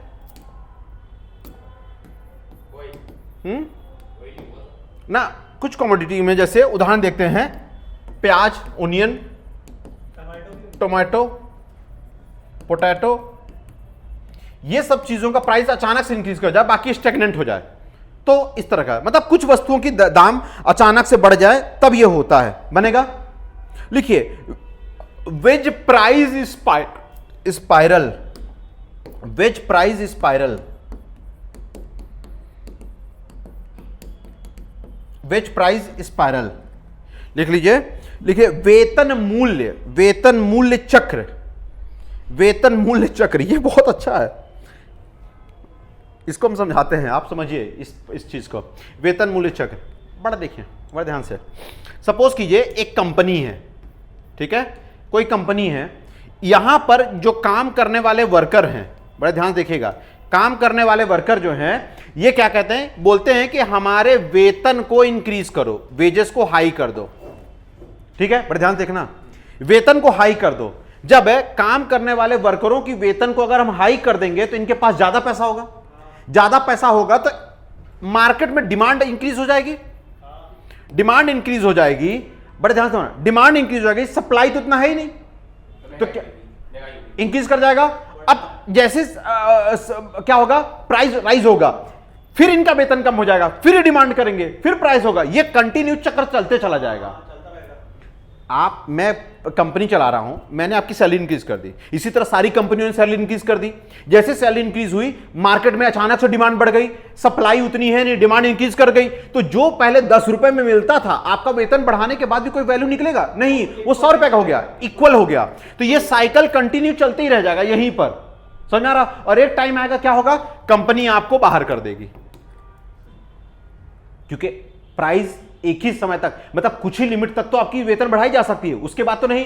लेकिन आपकी इस गलती के कारण क्या होगा, मार्केट में इंफ्लेशन बहुत ज्यादा हो जाएगा, फिर आपका वेतन कुछ कर नहीं पाएगा। अब समझ में आ गया? इसको कहते हैं क्या, आपका वेज प्राइस स्पाइरल, चक्र चलता रहेगा। मतलब क्या, किसी कंपनी द्वारा वर्करों की वेतन बढ़ाया जाना, जिससे एग्रीगेट डिमांड इंक्रीज कर जाना, यानी कुल मांग का बढ़ना, और सप्लाई का कम होना, जिससे वस्तुओं का दाम का बढ़ना, और फिर डिमांड बढ़ना, फिर वस्तुओं का दाम बढ़ना, फिर डिमांड बढ़ना, फिर वस्तुओं का दाम बढ़ना, और ओवरऑल क्या हो जाएगा, इकोनॉमी क्रैश कर जाएगी। ये कहलाता है वेज प्राइस स्पाइरल। इसी में लिख पाओगे अपने शब्दों में कि मैं बताऊं? लिख लोगे? फिर बोल देता हूं कि वर्करों की वेतन का बढ़ाया जाना, लिख लीजिए, यानी कामगार या मजदूरों की वेतन का बढ़ाया जाना जिससे कुल मांग में बढ़ोतरी होना, जिससे वस्तुओं के दाम में बढ़ोतरी होना, पुनः वेतन में बढ़ोतरी की मांग करना, पुनः वस्तुओं की कीमतों का बढ़ना, और यह चक्र अनियमित काल तक चलते रहेगा। समझ में आया? कोई डाउट तो नहीं है? फिर से बोल दूं? सप्लाई कम है तो प्राइस बढ़ा वस्तुओं का, फिर वेतन की मांग हुई क्योंकि वस्तु खरीदने में समर्थ हुए, फिर कंपनी वाले ने वेतन बढ़ाया, फिर डिमांड बढ़ी, सप्लाई कम है, और ये चलते रहेगा जब तक तुमको खुद निकाल देगा, वो बोलेगा तुम ही नहीं रहोगे, डिमांड खत्म। ठीक है? अब लिखिए, एक और लिखिए, फ्लिप कर्व। ये इन्फ्लेशन को नापने का, बेरोजगारी और इन्फ्लेशन का एक कर्व है। ये लिख लीजिए, अंतिम टॉपिक है, लिखिए फ्लिप कर्व।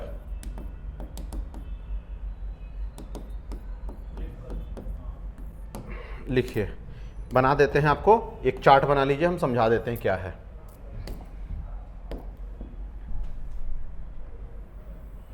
ये इनवर्सली प्रोपोर्शनल करता है आपके अनएम्प्लॉयमेंट को और इन्फ्लेशन को। बनेगा अनएम्प्लॉयमेंट और इन्फ्लेशन को। ये हो गया इन्फ्लेशन रेट, मुद्रास्फीति का दर रेट, ये इस दिशा में, और इस दिशा में बात करते हैं अनएम्प्लॉयमेंट।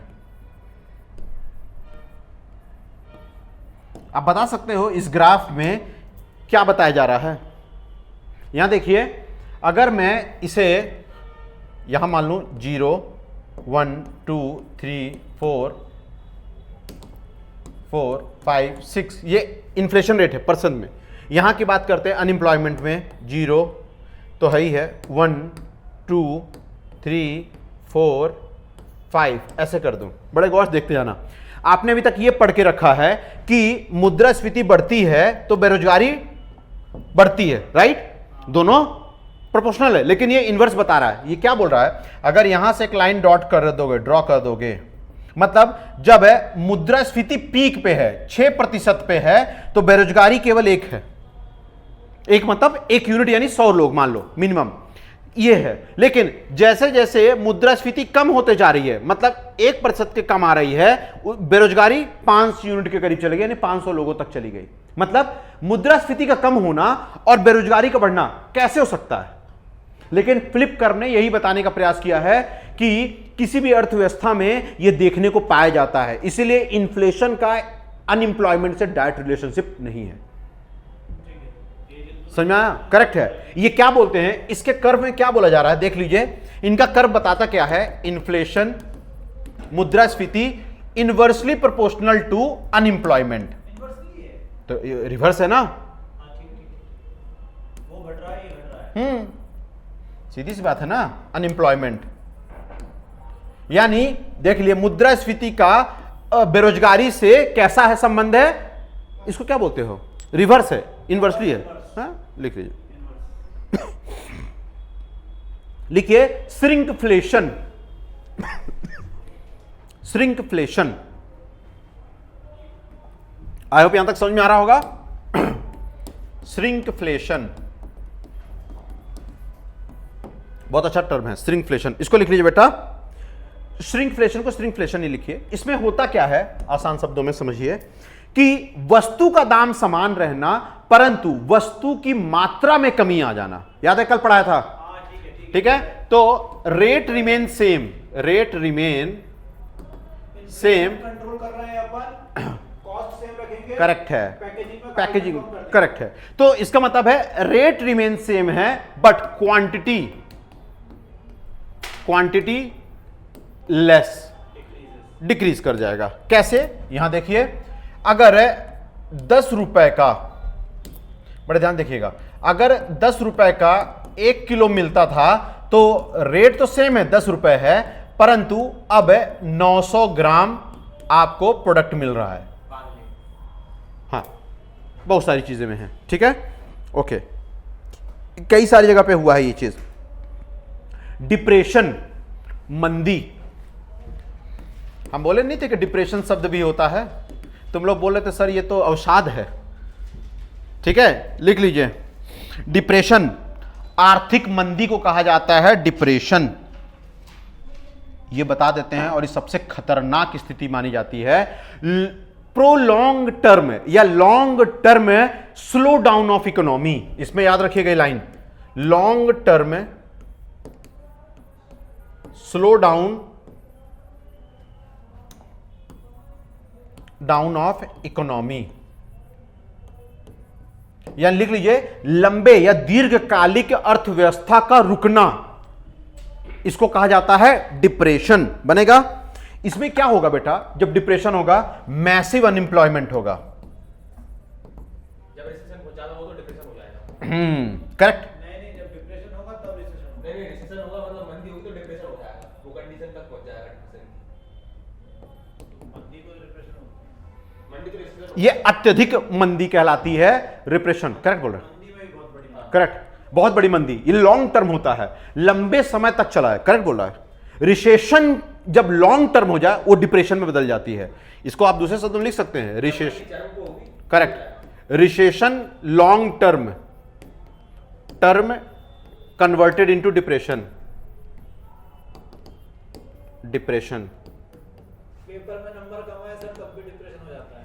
हाँ वो दूसरा है, ethics वाला है। हाँ, ज्यादा ड्रग्स लेने पर भी डिप्रेशन में होता है लोग। वो एथिक्स वाला है। लड़की छोड़ के चली जाए तो भी अवसाद हो ही जाता है, ठीक है। अगर कोई क्वालिटी अच्छा पड़ा है तो डिप्रेशन से तो निकला हाँ, जा सकता है। जैसे उदाहरण देता हूं, ग्रेट डिप्रेशन आया था 1929 में, अमेरिका का महासंकुचन, अपना भी तो आया था। अपना 2008। नहीं वो 8 तो नहीं, वो वाला ना यार। एग्जाम्पल लिख लीजिए, एग्जाम्पल लिखिए इसका, 1990 की बात कर रहे हैं आप। नहीं, मैं तो वो उसके समय की बात कर रहा हूँ। किसकी? Robert Clive. हैं? क्या नौवीं से क्या की बात कर रहे हैं? हैं? नहीं, रॉबर्ट क्लाइव। रॉबर्ट क्लाइव के टाइम पे क्या आया था? 1930 की कह रहे हैं ना भैया? 1929, ठीक तो बोल रहा हूं मैं। इंडिया में भी आया था ना सर? हाँ, 1929 में वैश्विक वैश्विक मंदी कहलाती है, ग्रेट डिप्रेशन कहलाता है ये, पूरे विश्व में इसका असर दिखा था। इसी के बाद तो वर्ल्ड वॉर छिड़ गया था, दूसरा वर्ल्ड वॉर 1929 में आया था, तभी तो वर्ल्ड वॉर छिड़ गया था। इसी के बाद तो हिटलर का जन्म होता है। वो बता देता है कि अमेरिका देखो हमारे साथ धोखा किया है, पहले पैसा देने की बात किया, फिर पैसा देने से मना कर दिया, उसी के देश में मंदी चढ़ी थी, पूरी दुनिया में मंदी चढ़ी हुई। सर जो 1991 हुआ तो उसको इनाम नहीं देंगे, नहीं, वो कम था। भारत की अर्थव्यवस्था प्रॉब्लम थी, पूरे विश्व की थोड़ी थी, वो भारत की व्यक्तिगत समस्या थी। पूरे वर्ल्ड की क्राइसिस होती है तो डिप्रेशन में अक्सर पूरे वर्ल्ड की क्राइसिस देखने को मिलती है। 2008 में देखने को मिला था, आप लोगों ने याद नहीं किया शायद, 2008 में पूरे आईटी सेक्टर, पूरे वर्ल्ड के आईटी सेक्टर में एक साथ लगाया गया था, निकाला गया था। 2008 में पड़ा था ग्रेट डिप्रेशन, उसका रिजल्ट 2011 में देखने को मिला था। 2011 में 15-15, 20-20 साल के लोगों को मैंने रोड पे रोते हुए देखा था, आईटी सेक्टर के, उनको निकाल दिया गया था झटके से। समझ में आ रहा है? मतलब आप 20-20, 22 साल के व्यक्तियों को, एक्सपीरियंस वालों को निकाल रहे हो। समझ में आ रहा है? उसको कहते हैं मंदी, ग्लोबल इंपैक्ट पड़ता है। भारत में भी क्या है, जब अभी डोनाल्ड ट्रंप ने डिसाइड किया था ना कि भारत के आईटी सेक्टर के लोगों को हम वहां से हटा देंगे, भारत से, वहां से, अमेरिका से, तो क्या हुआ था पता है ना, एक झटके में शॉक आ गया था कि अगर वो सब आए तो क्या होगा, भारत में तो सिर्फ बेरोजगारी है, वो लौट कर तो भारत ही आएंगे, वो ट्रेंड लोग हैं तो उनको तो कोई भी रख लेगा कंपनी वाला, लेकिन जो भारत में काम करे वो निकल जाएंगे। तो भारत के लिए तो नुकसान दोनों तरफ से है, वहां से बेरोजगार हुए, यहां से भी बेरोजगार हुए, तो वो निकल के आए यहां ले लेंगे, और वो अब वो जब आएंगे तो उनके टैलेंट के हिसाब से वेतन उतना नहीं मिलेगा, तो वो बेरोजगारी जैसा ही है। और यहां के लोग जो थोड़ा बहुत कमाते थे वो भी बाहर हो जाएंगे गेम के। सर वो वहाँ चाहे नहीं आए, 5 साल में रोबोट जरूर आ जाएगा। ये गारंटी है, बेरोजगारी बहुत तीव्र गति से आने वाली। लिखिए, डिप्रेशन हो गया, बन जाएगा। चलिए अब आइए कुछ और कॉन्सेप्ट बात करते हैं भारत में इकोनॉमिक, उसके बारे में देख लीजिए। एक चीज और लिख लीजिए बेटा, लगे हाँ तो, भारत में 8 कोर इंडस्ट्रीज रही हैं, 8 कोर इंडस्ट्रीज में से जो टॉप वेटेज रही उसकी देख लीजिए। एक शॉर्ट सा टॉपिक है, लिख लीजिए। इंडेक्स ऑफ इंडस्ट्रियल प्रमोशन, ये हेडिंग डालिएगा IIP, index of industrial promotion.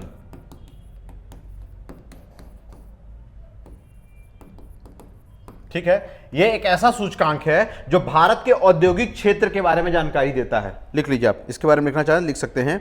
Bharat की 8 प्रमुख औद्योगिक क्षेत्रों का गणना, यह बहुत इंपॉर्टेंट है, पेपर में कई बार आ चुका है।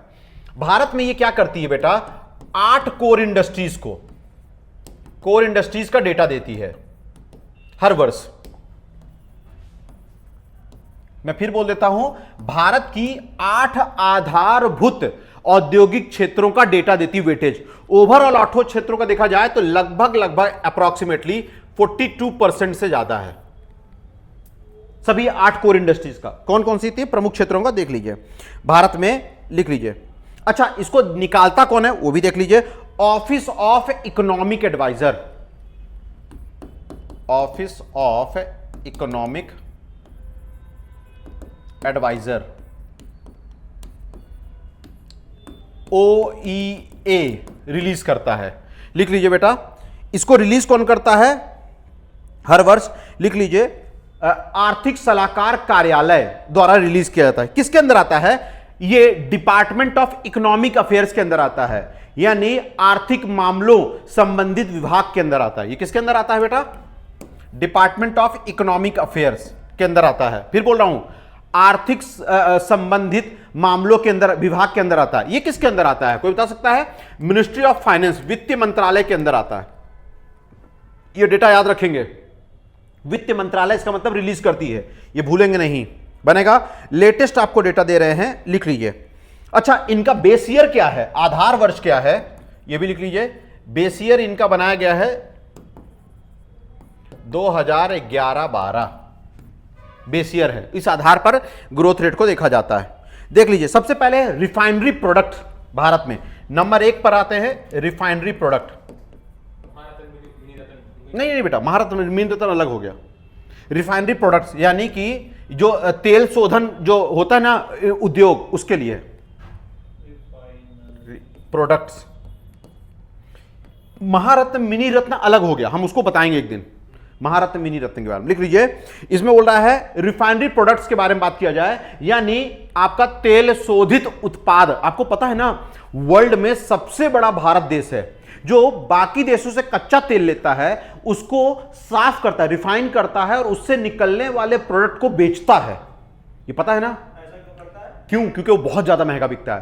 क्रूड ऑयल बता देते हैं, बहुत सारे इंडस्ट्रीज में रॉ मटेरियल की तरह कार्य करता है। इसका जो वेस्टेज रहता है ना, हाँ, वो बहुत बेकार है। मेरे को पता है कि कई सारे देशों में कई सारे देश रिफाइन करना पसंद नहीं करते, इसलिए लोग बताते हैं, उसका कारण भी है, बताता हूं। इसका वेस्टेज तो है, फ्रैक्शनल डिस्टिलेशन से वेस्टेज इसका निकाला जाता है, लेकिन ये कई सारे उद्योगों के लिए कच्चे माल की तरह भी प्रयोग करते हैं। मटेरियल तो है, जैसे उदाहरण देते हैं, जो आप वैसलीन लगाते हो, वैसलीन वो भी पेट्रोलियम प्रोडक्ट है, पेट्रोलियम जेली है। जेली है। इस तरह से जो डामर लेते हो, वो सब यही है। जितने भी आप चीज निकालते हो, ग्रीस से लेकर पेट्रोल डीजल जो भी निकालते हो, सब इससे निकलते। इसीलिए Bharat one of the world's largest refinery centre है। अभी पूरे विश्व से क्रूड ऑयल लेता है भारत। क्यों तक खरीदता है, उसका प्रोडक्ट निकालता है, उस प्रोडक्ट को फिर अलग अलग देशों के डिमांड के अनुसार बेचता है। ठीक है, एक और चीज, क्यों ऐसा बोल रहा हूं, रिफाइनरी जहां पर होती है वहीं पर पेट्रोकेमिकल इंडस्ट्रीज होती हैं।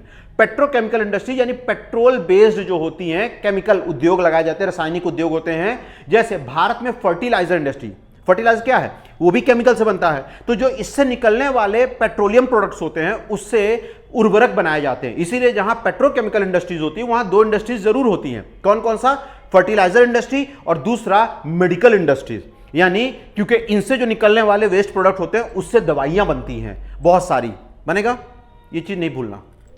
तो भारत में रिफाइनरी प्रोडक्ट का वेटेज कितना है, सबसे ज्यादा है पूरे भारत में। लिखिए 28.04, ये डेटा याद रखिएगा, लेटेस्ट है।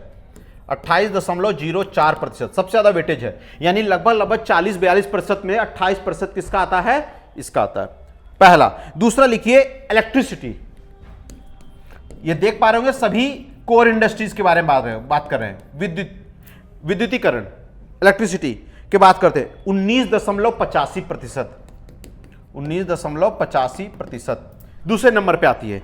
तीसरे नंबर पे क्या आती है? स्टील, सीधी बात है, लौह इस्पात में स्टील, इस्पात, स्टील तीसरे नंबर पे आती है 17.92%। डेटा इनका याद रखेंगे, 17.92%। आपके पेपर तक जाने से पहले ये नहीं बदलेगा। लेटेस्ट डेटा है 2026 का, अभी का 2025-26 का अंतिम है, अगले साल आएगा।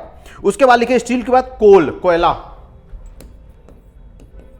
कोल लिखिए 10.33%। ये डेटा याद रखिएगा, मिनिस्ट्री का है 10.33%। हम सभी डेटा लिखवा देते हैं एक लाइन से, 10.33%। क्रूड ऑयल, कच्चा तेल, क्रूड ऑयल कच्चा तेल 8.93%, 8.93%। नेचुरल गैस, प्राकृतिक गैस, नेचुरल गैस, प्राकृतिक गैस 6.93%, कच्चा तेल 6.93%। और लिख लीजिए सीमेंट 5.37% बन जाएगा। और फर्टिलाइजर इंडस्ट्री 2.63, फर्टिलाइजर, उर्वरक 2.37%, 3.6 या 2.3, ठीक है। ये भारत की 8 कोर इंडस्ट्रीज है, इनको रट लेंगे इसी क्रोनोलॉजिकल ऑर्डर में, क्रोनोलॉजिकल ऑर्डर डिस्टर्ब नहीं करेंगे, ठीक है। यूपीएससी भी पूछ चुका है इनका क्रोनोलॉजिकल ऑर्डर, तो ये बात याद रखेंगे। अब आइए राष्ट्रीय आय क्या होती है। टाइम है कि कल बात करें, कंटिन्यू कर देना, ओके, ठीक है। तो अभी तक मैंने पूरा इन्फ्लेशन आपका कंप्लीट कर दिया है। कल हम बात करेंगे जीडीपी के बारे में, राष्ट्रीय आय के बारे में। ये कॉन्सेप्चुअल क्वेश्चन होगा, इसलिए आपको डीप समझने का प्रयास करना पड़ेगा। तो अभी हमारा मुद्रास्फीति बहुत अच्छे से खत्म हो गया है, इसके साथ साथ मैंने बैंकिंग सिस्टम बहुत अच्छे से खत्म कर दिया है। कल हम बात करेंगे राष्ट्रीय आय क्या होती है, जीडीपी क्या होती है, जीएनपी क्या होती है, पर्सनल इनकम क्या होती है, डिस्पोजेबल इनकम क्या होती है, आय को नापने का तरीका क्या होता है, अलग अलग सूचकांकों के बारे में भी देखेंगे। और हम ये भी डेटा देखेंगे कि अकॉर्डिंग टू IMF और वर्ल्ड बैंक में भारत की जीडीपी कितनी रही है और कितना एस्टिमेटेड रखी गई है। बनेगा? चलिए कल देखेंगे।